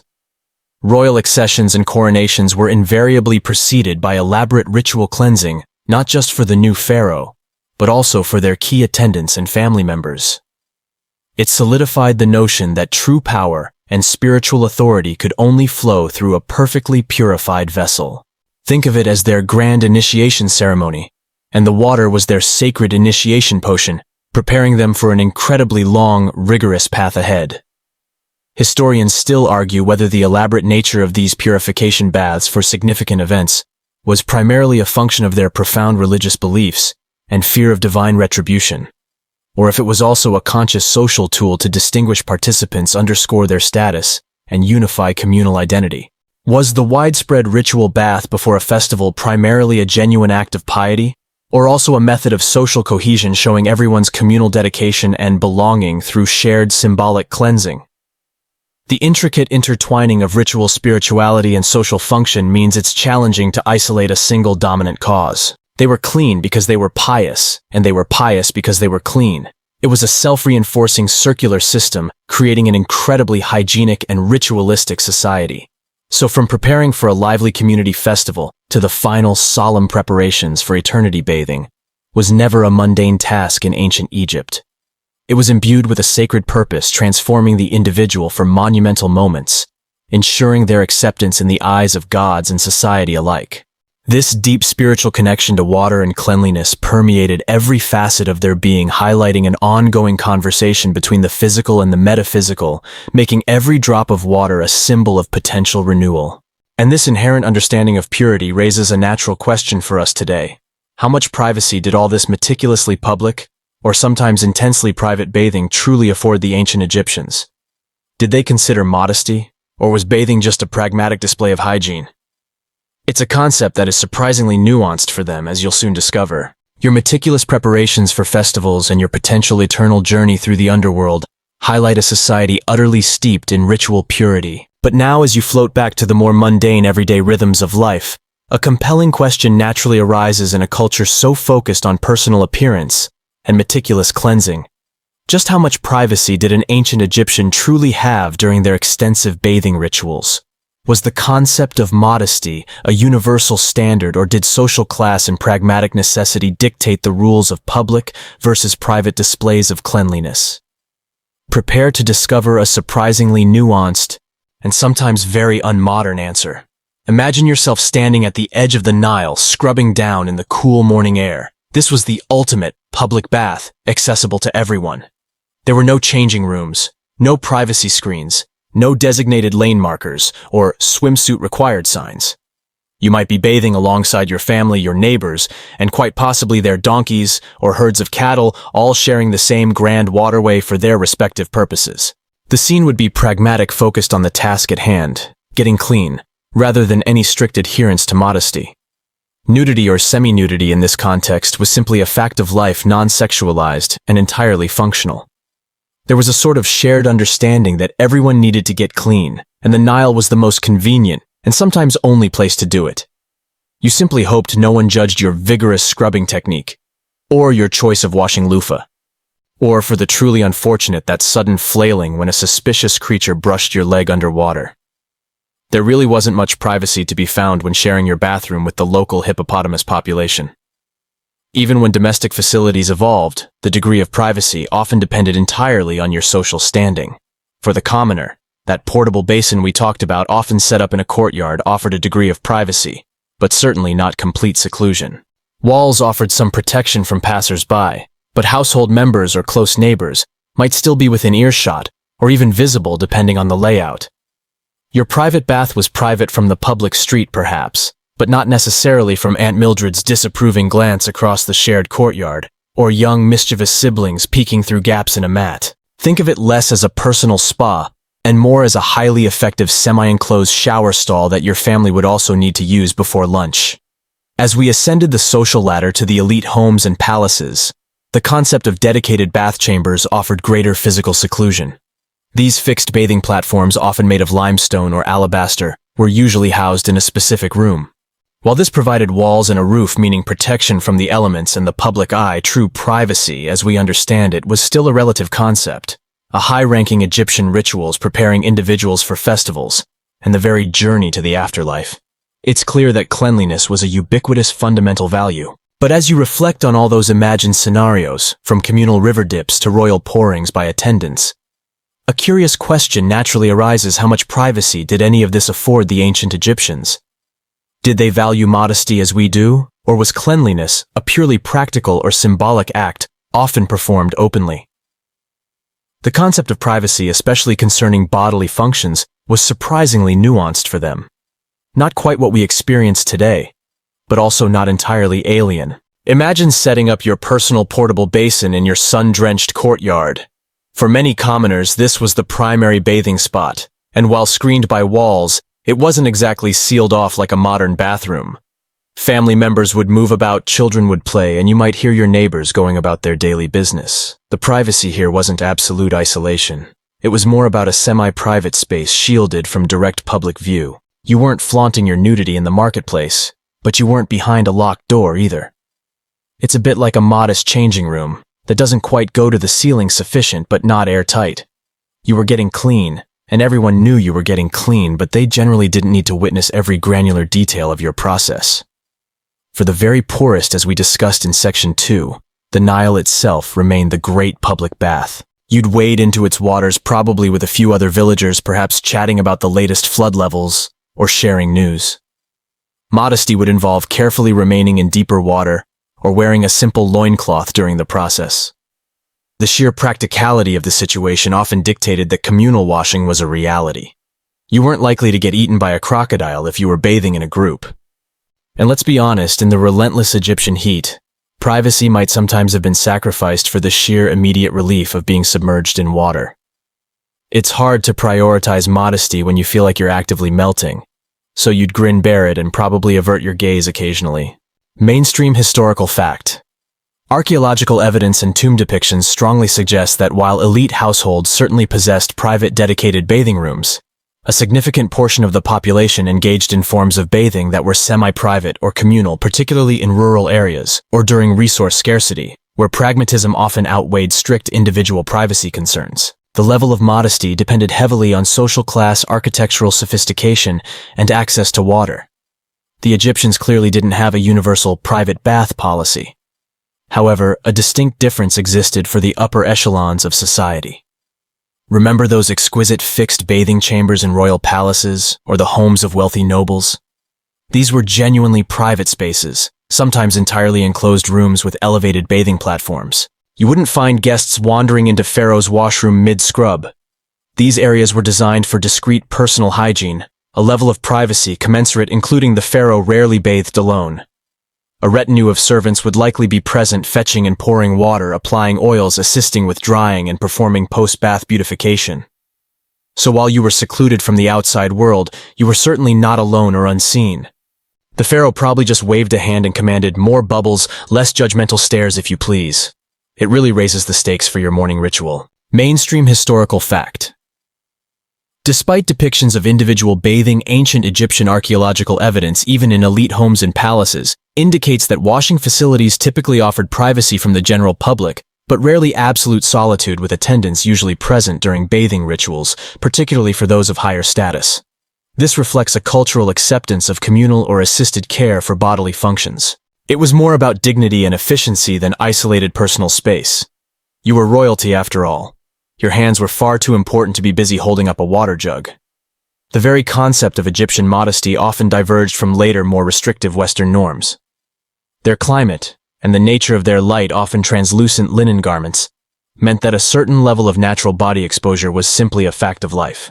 Art and statuary frequently depicted the human form with a comfortable naturalism, and the focus during bathing was pragmatically on the cleansing process, rather than the revelation of the body itself as sexualized or shameful. While men might wear a kilt, and women light flowing dresses in public for the intimate act of washing, practical exposure was often necessary and culturally accepted. It was their understanding of what was practical in their context, and there's a strong argument to be made for body positivity, ancient Egyptian style. A quirky or fringe tidbit concerns specific small, often highly decorated, washing spoons or ointment scoops found in archaeological contexts, usually within personal grooming kits or near elite bath areas. Some of these are too small for large-scale application and suggest very precise, possibly personal or shared applications for delicate areas, or even specific types of bath, perhaps where water was poured from these delicate spoons onto specific body parts.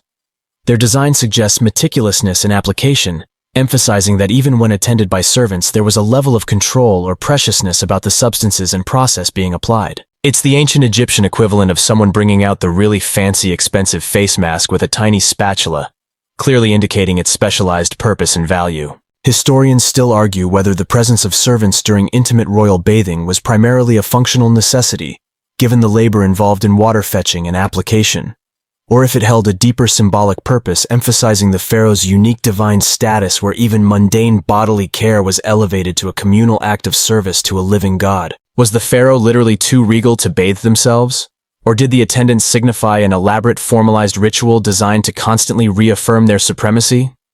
It's a debate that highlights the intertwining of practicality, power dynamics, and spiritual symbolism in their approach to something as basic as daily cleanliness.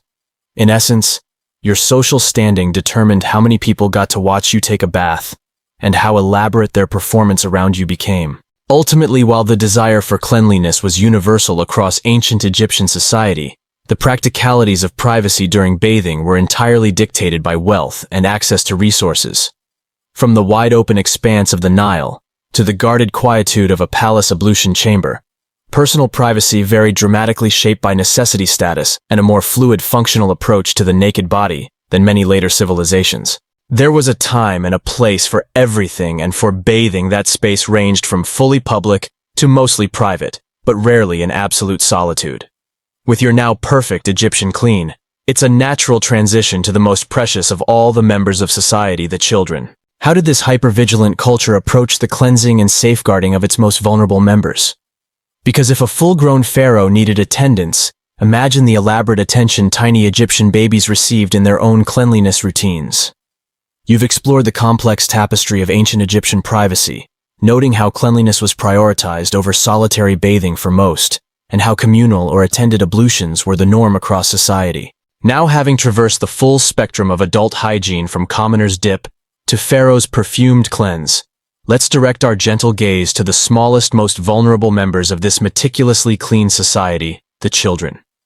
Because in ancient Egypt, even the tiniest infant received an astonishing level of diligent, loving care, especially when it came to their personal hygiene. They weren't just cute. They were the future, and therefore every aspect of their well-being, especially cleanliness, was paramount.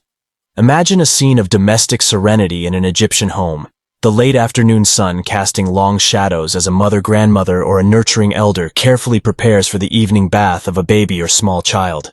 This isn't a quick splash and dash. These were often gentle, thorough rituals filled with tender touches and a practical understanding of how to protect delicate young skin from the harsh elements of their environment. Unlike some contemporary cultures, ancient Egyptians embraced bathing infants from birth, viewing it as essential for comfort, health, and a good night's sleep. Much like today, you can almost feel the softness of a baby's fresh linen wrap and smell the gentle sweetness of purified oil as the tiny body is carefully attended to. For infants and very young children, daily bathing would have been performed using purified water, likely water that had settled overnight, perhaps passed through a rudimentary filter, or brought from a specially designated cleaner source. It would typically be done indoors or in a very sheltered courtyard area, often in a small, shallow pottery bowl, or a specifically sized smooth stone basin, sometimes even a waterproof woven basket. The child would be gently supported, as water was carefully poured over them from a small jug. Mainstream historical fact: infancy in ancient Egypt was marked by diligent hygienic practices. Babies were regularly bathed, often using soothing oils and soft cloths, and were dressed in clean linen to protect their delicate skin from irritations, insect bites, and the ever-present dust. Their early childhood care truly emphasizes preventative measures from the earliest days. The choice of cleaning agents for babies was necessarily gentler than for adults. Instead of the harsher natron, parents likely opted for the saponin-rich plant materials, perhaps finely crushed mallow leaves, or softer plant extracts that produced a milder lather. These would gently cleanse the baby's skin without stripping away essential moisture. After washing, the immediate and crucial step was abundant oiling. Baby skin in ancient Egypt faced an array of challenges, chafing from movement in loose linen wraps, insect bites, and the pervasive irritation of dust. Thus, liberal application of soothing, fragrant oils, pure vegetable oils like moringa or sesame, would be meticulously massaged into every fold and crevice, providing both moisture and a protective barrier against external aggressors. This would have kept baby soft, smooth, and much less susceptible to the endless itches that accompany daily life. Think of it as their ultimate all-natural diaper cream and body lotion, rolled into one, and a surprisingly elegant one at that, infused with natural fragrance. Cleanliness wasn't just about the body. It extended to their clothing and bedding. Infants were generally swaddled or wrapped in simple linen cloths, which, much like adult garments, were rigorously laundered, often by beating them in the Nile and drying them in the scorching sun for ultimate sterility. Dirty cloths were quickly removed and replaced to prevent rashes and skin irritation, showcasing a high level of attentiveness from caregivers. A soiled cloth probably vanished from the scene at warp speed. No disposable diapers, of course, so a quick and constant rotation of clean linen was absolutely key. This speaks volumes about the diligent, unseen labor of ancient Egyptian mothers, grandmothers, and nursemaids, always on top of the next linen change. A quirky or fringe tidbit related to infant care is the practice of certain aromatic herbs or poultices being placed in baby cribs or cradles, or sewn into small pouches worn by the child, specifically intended to ward off insects, unpleasant odors, and even perceived evil spirits that might prey on a vulnerable infant. While some effects would have been purely psychological, many aromatic plants do indeed have insect-repelling properties, adding another layer of practical hygiene and subtle protective aura to the care of their youngest. Imagine your baby smelling faintly of thyme and sweet resin as it slept, a quiet, aromatic guardian. It shows a truly holistic, intuitive, and loving approach, even if some elements were more magical than truly medical in their rationale. Children beyond infancy would often adopt slightly modified adult bathing practices. While still gently supervised, older children would likely participate in their own cleansing, learning the routines from their parents. They'd fetch their own water jars, perhaps even beginning to experiment with various scrubbing implements, being taught the importance of meticulous hygiene early on. They learned that the soft texture of a loofah is superior to, say, the gritty texture of an aggressive handful of river sand, purely through the discomfort. They weren't pampered the way Pharaoh's kids were, but the instruction in hygienic discipline was clearly ingrained from a young age. Cleanliness is a good habit, young one. would have echoed in their homes a parental mantra with literally life-saving consequences. Historians still argue whether the apparent meticulousness of infant and child hygiene practices in ancient Egypt genuinely resulted in significantly lower rates of childhood disease compared to other contemporary civilizations that were less scrupulous about cleanliness. While their intentions were clearly protective, the realities of environmental contaminants and disease vectors like the parasites from the Nile, despite their careful water handling, meant that perfect protection was unattainable. Did their impressive efforts lead to healthier populations, or were they fighting an almost impossible battle against unseen microbial forces? This open scholarly debate underscores the challenges of health in ancient times: noble efforts, sometimes impressive results, but never total victory against illness. Nonetheless, their loving commitment to protecting their young from cradle to coming of age through the diligent practices of hygiene stands as a testament to their deep cultural values. This extraordinary attentiveness to child hygiene reminds us of the massive, often unseen labor involved in maintaining ancient Egyptian cleanliness at every social level. No one achieved their gleaming cleanliness alone, from the youngest to the most powerful.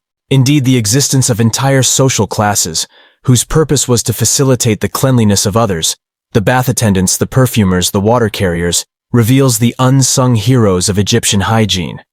Your thoughts may still be lingering on the careful hands and loving routines that ensured even the most fragile of Egyptian babies were impeccably clean, shielded from dust and pests. That intense dedication, however, reminds us of a simple truth that underlies much of ancient Egyptian life: very little, especially at the higher echelons of society, was achieved by individuals alone.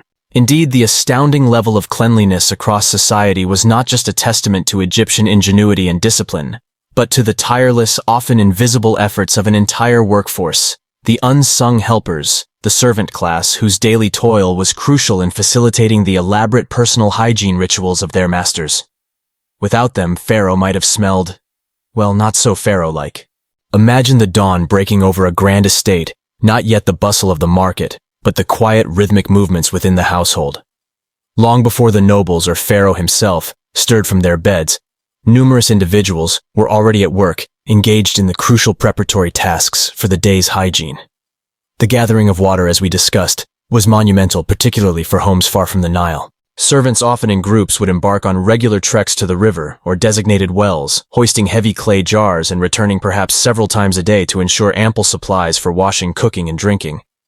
Their backs would ache, their shoulders would burn, and their hands would toughen from the continuous strain, all to ensure that precious purified water flowed abundantly for their employers. No automated pumps, no convenient taps, just brute strength and unwavering commitment. You can almost hear an ancient overseer shouting, "More water, less complaining," by the beard of Osiris. These individuals were not merely water carriers. Their roles were specialized and numerous. There were those specifically designated to heat water for a lukewarm bath, stoking small fires, or carefully positioning water vessels in sunny spots for warmth, ensuring it was just the right temperature for their master's comfort. Others meticulously sifted natron and ground aromatic herbs, preparing fresh batches of cleansing pastes and perfumed oils daily, ensuring every ingredient was pristine and potent. This involved careful work with mortars and pestles, fine sieves, and precise measurements, akin to a modern-day cosmetic. The multiple daily washes, the fresh linen changes, the constant fetching of water, the meticulous preparation of oils and cleaning pastes. For many, especially the elite, this rigorous standard wasn't a solo endeavor. Behind every gleaming body, every perfectly anointed head, every fragrant breath lay a tireless, often invisible network of unsung helpers, the vast servant class whose daily lives revolved around facilitating the hygiene of others. You, the imagined Egyptian, might feel gloriously clean, but it was someone else's quiet, continuous effort that made it so.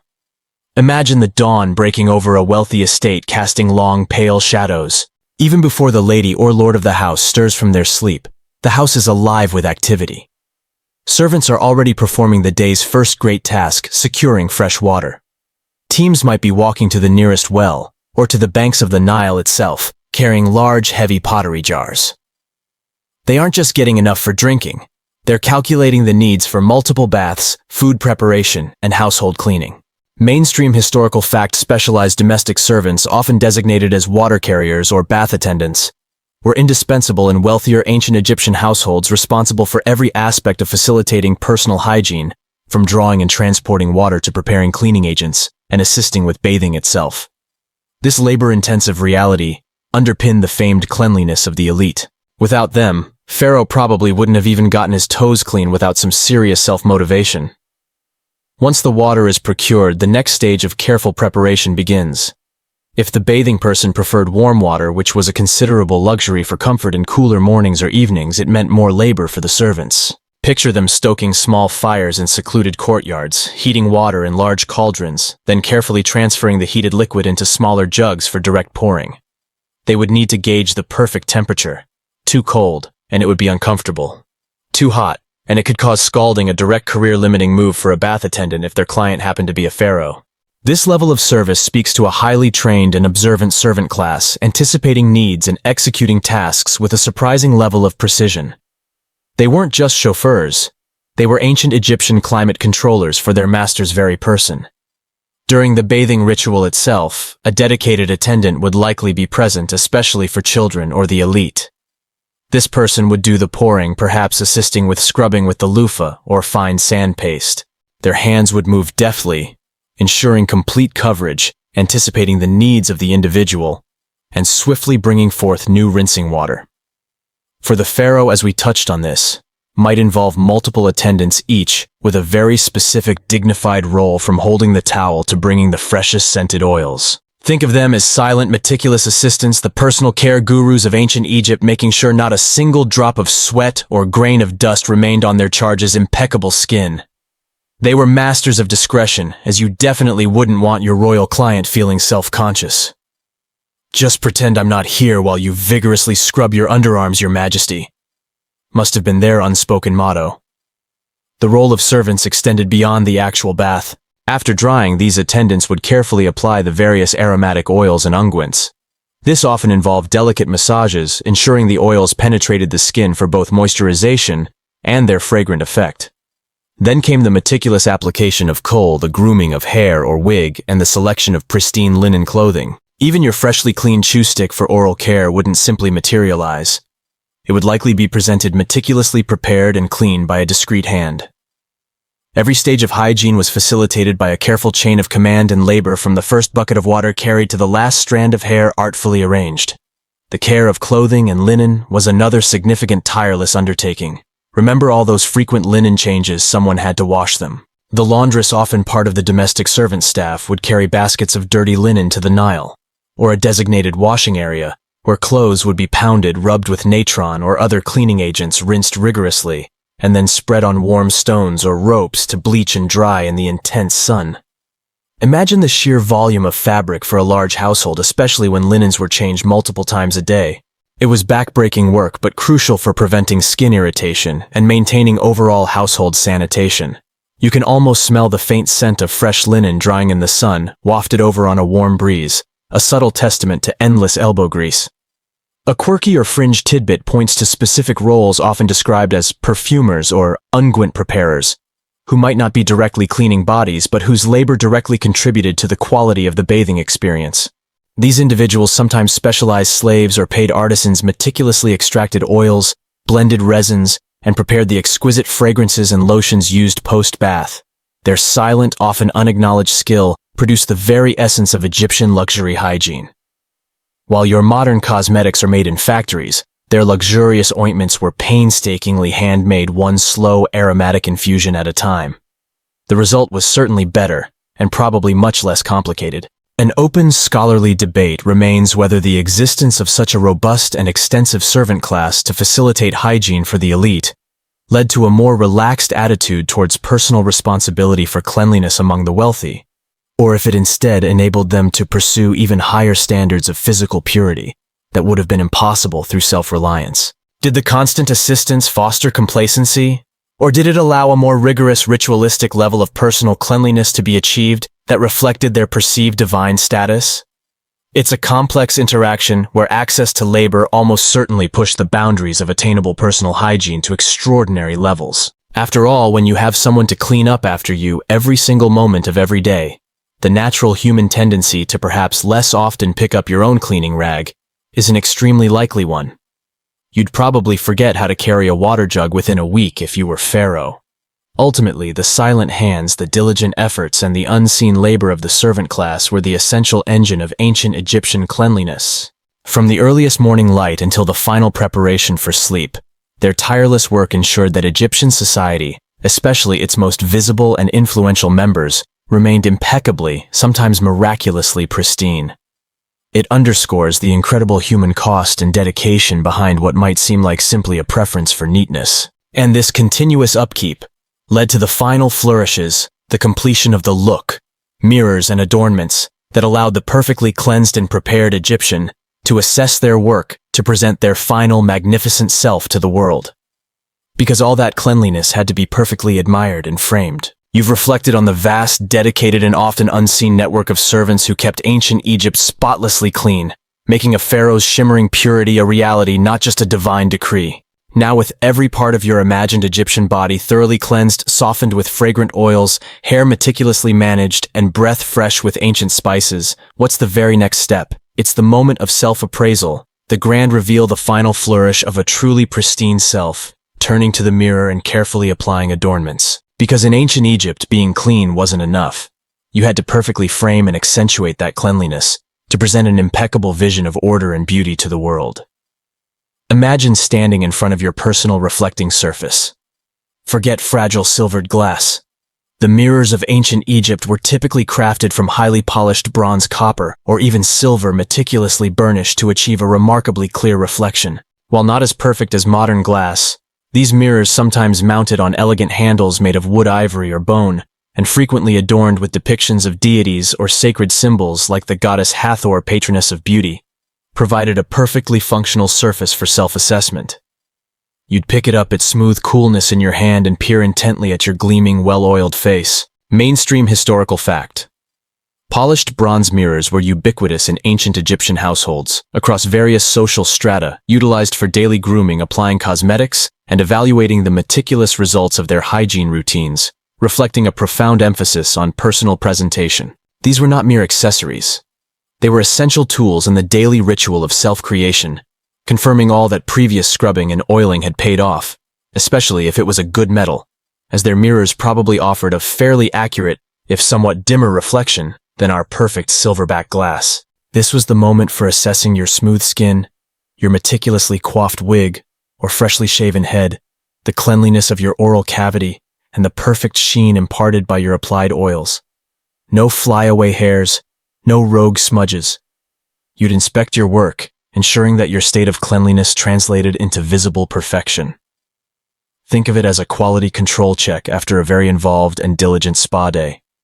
Is that a hint of last night's lentils on my teeth? Quick a breath lozenge and another vigorous rub? There was a direct connection between physical purity and aesthetically pleasing appearance. Once the self-assessment was complete, the true artistry began with adornments. These were not merely decorations. They were the outward expression of a clean, purified, and well-ordered individual. First, the application of cosmetics. Kohl, that dark pigment, typically made from ground galena, a lead ore, was perhaps the most iconic. Applied with a small, delicate stick to the upper and lower eyelids, it not only enhanced the eyes, creating that elongated almond shape seen in countless depictions, but also served a practical purpose. It offered protection against the intense sun and surprisingly acted as an antiseptic, deterring eye infections often caused by dust and flies. It was their all-in-one ancient sunglass and sterile eye wash, combined with the power of high-impact mascara, except for both genders. If you're not familiar with Egyptian cosmetics, consider a modern eyeliner. Then imagine a product that not only made you look stunning, but might actually prevent eye disease in a world without optometrists. Then came the application of blush, often a red ochre paste for lips and cheeks, offering a vibrant flush that suggested health and vitality. For the elite, there were shimmering green and blue pigments from crushed malachite and lapis lazuli, often applied to the eyebrows or around the eyes for more elaborate festive looks. All these would be meticulously applied with small spatulas or the fingertip, blending precisely to highlight the perfectly clean canvas beneath. Think of a minimalist canvas now being painted upon by a true artist, turning clean skin into something sublime. The result was not subtle. It was a powerful statement. Mainstream historical fact: cosmetic use in ancient Egypt was widespread across all social classes and genders, with kohl for eyes and ochre-based pigments for lips and cheeks being common. These cosmetics often served practical functions, such as sun protection and insect repellents, in addition to their aesthetic purposes, directly building upon the foundation of a clean body. The emphasis on self-adornment further highlighted the complete aesthetic presentation that began with personal hygiene. Beyond cosmetics, the selection and wearing of jewelry was paramount. Elaborate collars of beads, intricate necklaces, bracelets, armlets, and finger rings all contributed to the final look. Clean skin was the ideal background for displaying gold, lapis, turquoise, carnelian, and other semi-precious stones. A dazzling collar wasn't just beautiful. It spoke of wealth status and good taste, but it lost much of its luster if worn against unwashed skin. Imagine adorning a clean oiled neck with strands of shimmering faience beads. The beads themselves seemed to shine brighter against the backdrop of meticulously cared for skin. Even clothing was a form of adornment that followed meticulous cleanliness. Crisp, freshly laundered linen garments, often intricately pleated for special occasions, would be carefully selected and draped. The pure white of new linen wasn't just fashionable. It visibly emphasized the cleanliness of the wearer, a subtle yet powerful declaration of their attention to personal care. The clean garment became an extension of the clean body, creating a unified presentation of hygiene and social grace. A quirky or fringe tidbit related to mirrors and adornments is the discovery of elaborate beauty palettes or cosmetic grinders in elite tombs beautifully carved from slate or basalt, designed specifically for mixing and grinding pigments, with a small amount of oil or water before application. Some were even shaped like animals or ceremonial symbols, demonstrating how deeply artistry and utility were intertwined in their daily ritual of adornment, turning a mundane task into a highly aesthetic one. It's like having a gorgeous handcrafted blender just for your eyeliner pigments, far more commitment than our squeeze tubes of today. It also shows how seriously they took the precise application of their beauty treatments. Historians still argue whether the extreme emphasis on physical adornment in ancient Egypt, including cosmetics and elaborate jewelry, was primarily a religious or magical practice intended to attract divine favor, or ward off evil, or fundamentally a social display communicating status, wealth, and adherence to cultural norms. Was kohl about protecting your eyes from infection and evil spirits, or merely showing off your social status? It was likely a blend of both. These adornments made a clean body beautiful, but that beauty itself often conveyed spiritual blessings and social standing. The Egyptians managed to wrap practicality, spiritual belief, and dazzling style all into one cohesive package, where hygiene was the canvas and adornment the masterpiece. Your physical presentation wasn't just a personal choice. It was a powerful silent language understood across society. With your impeccably cleansed and beautifully adorned self, now imagine a final layer being applied to every aspect of Egyptian life, the deep, pervasive belief in the mystical, symbolic power of water and cleanliness, truly elevating every washing ritual beyond the ordinary into the realm of profound spiritual meaning. Your reflection gleams, perfected by meticulous adornment and the subtle sheen of post-bath oils. You've walked the path of practical cleanliness, delved into luxurious pampering, and understood the social scaffolding of servants and tools. But beneath all that, a final pervasive current flows through ancient Egyptian life, the profound belief in the mythical and magical symbolism of water and the act of bathing itself. Here, every splash, every ripple, every meticulously applied oil was infused with a deeper meaning, elevating hygiene from mere maintenance to a spiritual communion. Imagine standing once more by the banks of the Nile, not as a laborer fetching water, but as a priest or devout believer. The river is not just a source of sustenance. It is a primal force, a literal and symbolic mirror of the cosmic ocean of none from which all creation emerged. Every drop of water carries within it this primordial power, this potential for creation and recreation. When you immersed yourself, or had its waters poured over you, you weren't simply washing away dirt. You were momentarily reconnecting with the very source of existence, a personal recreation, a little piece of the creation myth unfolding every single day. This isn't just taking a bath, it's stepping into the genesis of the universe. The cyclical inundation of the Nile, the annual miracle that brought life to the arid land, only amplified this perception. Its waters were divine, bestowed by the gods. Therefore, to cleanse oneself with Nile water was to accept divine blessing and imbibe sacred energy. The act of pouring water specifically carried immense symbolic weight. It was used in libation offerings to the gods and the deceased, representing life-giving sustenance and purification. So when your attendant poured water over you during your bath, They were performing an act loaded with religious significance, a minor personalized libation, consecrating your body with divine fluid. You were literally bathing in cosmic essence, probably without even realizing it, while you were busy trying to remember if you'd scrubbed behind your ears. Mainstream historical fact: water in ancient Egypt was regarded as inherently sacred and a potent symbol of creation, renewal, and purification, often directly linked to the primordial waters of Nun and the annual Nile inundation, elevating everyday acts of bathing to ritual significance. This deeply ingrained belief infused all aspects of their life, ensuring water's presence in almost every significant ritual, not just for practical washing, but for spiritual blessing. It's safe to say they had a very healthy respect for H2O. Consider the role of cleansing before temple rituals. For priests and worshippers alike, physical cleanliness was intertwined with ritual purity, because water in removing the visible was believed to also banish the invisible. This extended beyond grime to impurities of the spirit or malignant forces. A clean body presented a clean soul, more receptive to divine favor, and less susceptible to demonic influence. It's almost as if water possessed a magical force field against negative vibes. Every ablution was a shield against chaos, an affirmation of cosmic order reflected in your very person. So the act of cleansing was an active invocation of good fortune and divine protection, much more impactful than a modern quick scrub and saying, "I feel blessed." A quirky or fringe tidbit involves specific ritual purification bowls, or holy water fonts, found in temple precincts or funerary complexes. These weren't just for communal handwashing. Sometimes they were shaped in specific ways, or had inscriptions of protective deities with the intention that the water contained within was uniquely sanctified.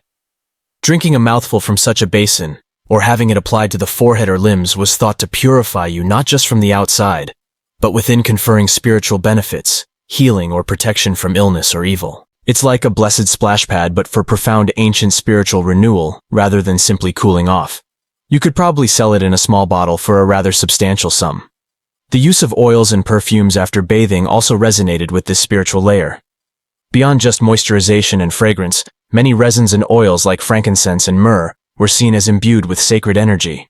Anointing with these substances, then, was an act of consecration, an embalming of the living body, connecting it to the perfection and immortality of the gods, even before death. Your fresh, fragrant skin wasn't just soft, it was sacred. You weren't just putting on cologne, you were putting on godliness. And in an interesting circularity, this was preparing you for the very act of mummification and journey into the afterlife, where similar purification processes would happen to your preserved form. Every living wash was a mini rehearsal for immortality, reinforcing the journey to paradise, giving profound meaning to the term clean living. Even the act of shaving off hair, while practical, carried a deep symbolic meaning. As we touched on, hair was often associated with chaos, impurity, and even wildness, traits contrasting sharply with the ordered, cultivated cosmos the Egyptians sought to embody. To remove it was to impose order on the body, making it a pure, perfected vessel closer to the pristine, timeless forms of the deities. Your bald head wasn't just aerodynamic in the desert heat.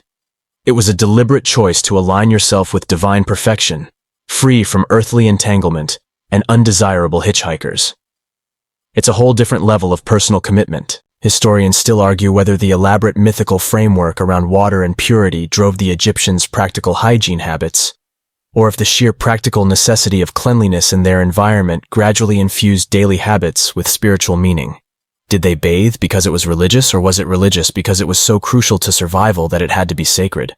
It's a fundamental question of cause and effect in cultural development. Perhaps it's a symbiotic relationship where pragmatic survival instincts found expression and reinforcement within a rich religious framework, intertwining so completely that one cannot truly be separated from the other. Ultimately, every drop of water, every gesture of cleansing resonated with millennia of deeply held belief. This confluence of practicality and profound spiritual symbolism forged the very bedrock of Egyptian hygiene, making it a powerful, almost living tradition. Now, as your imagined journey through these lost bath routines gently nears its end, you've arrived at the final quiet reflections. What enduring whispers of these ancient habits can still be heard in our modern world? How does this deep dive into cleanliness from millennia past gently influence our own evening rituals? Perhaps even shaping how you drift off to sleep tonight. You are now cleansed, scented, adorned, and ritually purified, just as the Egyptians would have wished you to be. It's time for the quiet echoes of their ancient wisdom to settle within you. Your spiritual self now ritually cleansed, imbued with the cosmic power of none, and perhaps even blessed by the protective whispers of ancient deities, feels remarkably light and serene. You have completed your journey through the tangible and intangible dimensions of ancient Egyptian hygiene. But as you prepare to gently drift off, take a moment to reflect on the lingering whispers of this civilization's profound dedication to cleanliness. How do these millennia-old habits, once so meticulously enacted along the sun-baked Nile, surprisingly resonate with our very own routines, and even the modern quest for wellness? The echoes of their meticulous care truly do endure, often in ways you wouldn't expect. Imagine yourself now back in your own comfortable space, perhaps fresh from your own modern bathing ritual, the soft scent of your own soap lingering. Do you notice the immediate sense of well-being, the relief from the day's grime, the subtle shift in your mood? That feeling, that undeniable psychological comfort derived from physical cleanliness, is an echo from ancient Egypt. They didn't have neuroscientists to tell them about the connection between hygiene and mental state, but they lived it. That deep, instinctual understanding that cleanliness wasn't just physical, but psychological and even spiritual, laid a foundational stone for human civilization's evolving relationship with water and the body. We still instinctively feel renewed by a good wash, right? It's not just a physical phenomenon, it's that deeper, almost primal satisfaction. Consider the practical ingenuity that flourished from their basic need for cleanliness. Remember the loofah, that natural scrubber that adorned their homes and bodies thousands of years ago? It's still available in health food stores and high-end spas today. Or the principle of oil cleansing and protective balms after stripping the skin with alkaline washes. Modern skincare trends tout the benefits of cleansing oils and barrier creams, reflecting a rediscovery of principles they intuitively mastered through trial and error, relying on what was abundant in their desert climate. It seems the best solutions are often those refined by necessity over millennia. They truly were trailblazers in the ultimate natural beauty and skincare trends long before they had little tubes for everything. Mainstream historical fact. Many ancient Egyptian cosmetic and hygiene practices, including the use of loofahs, aromatic oils for skin protection, and the creation of pastes from natural ingredients for cleaning and oral care, have surprising parallels and foundational links to modern health, beauty, and wellness routines. Their solutions, born of necessity, sometimes appear remarkably ahead of their time, or perhaps were just finally catching up. The concept of preventative medicine through hygiene, which we discussed earlier, is another powerful echo. While they didn't articulate germ theory, their meticulous washing, their focus on bodily excretions, and their dedication to cleaning wounds undeniably reduced instances of infection. This rudimentary empirical understanding of cleanliness for health has spiraled down the ages, leading eventually to public health movements and modern medicine. Your simple act of hand-washing today has a direct lineage to the ancient Egyptian priests' daily ablutions, a lineage forged by the simple, enduring truth that clean surfaces, internal and external, lead to healthier outcomes. Though honestly, you're probably not scrubbing your hands with finely ground ox hooves, which thank goodness for progress. Then there's the aesthetic legacy. The sleek, hairless ideal of the Egyptian body maintained through meticulous shaving was highly unusual for the ancient world, but has found countless counterparts in modern Western beauty standards, where hair removal continues to be a major industry. The striking eye makeup, especially kohl, has captivated fashion houses and artists for centuries, inspiring countless iterations in modern cosmetics. And the practice of perfuming the body, of leaving a delicate, fragrant aura in your wake, is an art form they perfected, still echoing in every spritz of your favorite cologne or perfume. Their self-presentation was a blend of hygiene and deliberate artistry, where cleanliness was the ultimate canvas for self-expression. They definitely understood that smelling good and looking polished just made life a lot more pleasant for everyone around you. Unless, of course, you were applying a really pungent perfume in an enclosed space on a very hot day, in which case you might have caused the ancient Egyptian version of a modern-day air sickness event. The value placed on purity, whether spiritual or physical, still informs countless aspects of our daily lives and global cultures. While our understanding of purity has evolved from spiritual contamination to microbial contamination, the fundamental drive for cleanliness as a desirable, healthy, and ethical state remains deeply embedded in the human psyche. The impulse to clean our homes, our food, and our bodies often springs from the same core desire that animated the Egyptians thousands of years ago, the belief that a clean environment leads to a better, safer, more virtuous life. It's hardwired into us now. A quirky or fringe tidbit to muse upon the ancient Egyptians' aversion to stagnation, from the constant flow of the Nile to their systems for pouring baths. rather than soaking to their clever, if rudimentary, drainage methods for used water. There was an intuitive dislike for standing still water. While practical for hygiene preventing mosquito-breeding bacterial growth, this also resonates with their spiritual belief that stagnant water was inert or even impure. Could this intuitive dread of stillness and the embrace of flowing cleanliness, originally practical, have subtly influenced later philosophies or cultural ideas about constant renewal and motion? Perhaps a small unnoticed whisper that influenced far more than we realize a belief in dynamic cleanliness. An open scholarly debate that truly encapsulates the enduring mystery of ancient Egyptian hygiene revolves around whether their specific contributions to personal cleanliness directly influenced or were entirely unique to the subsequent major civilizations of the Mediterranean world, such as the Greeks and Romans, who also developed extensive bathing cultures. Historians still argue whether Egypt was merely an early pioneer operating in isolation, or if their hygienic advancements and aesthetic preferences were passed down through trade conquest and cultural exchange, forming an unacknowledged foundation for later sophisticated bathhouse cultures. Did Cleopatra's baths, for example, directly inform Roman standards, or was it a separate independent trajectory of development? It's a testament to the depth of their influence that we are still tracing its intricate pathways through history. As the sun of your imaginative journey dips below the horizon, taking with it the vibrant hustle and purposeful rituals of ancient Egypt, you are left with the gentle echoes of their world. The clean air, the subtle scent of lotus, the feeling of invigorated skin. These aren't just remnants of history, but fundamental human sensations pursued and perfected by a civilization that knew perhaps better than any before it, the profound peace and wellness that comes from being truly, utterly, beautifully clean.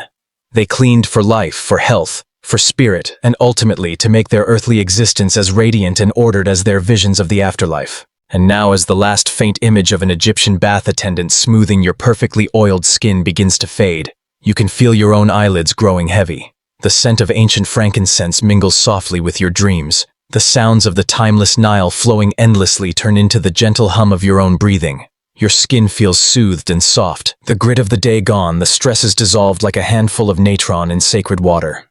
Your mind too is clean, quiet, and peaceful. Allow the stillness of this moment to wrap around you, soft as Egyptian linen, comforting as warm oil on tired skin. Let the ancient whispers of pure cleansing guide you now. The work of the day is done, the washing is complete, and a deep, untroubled rest awaits.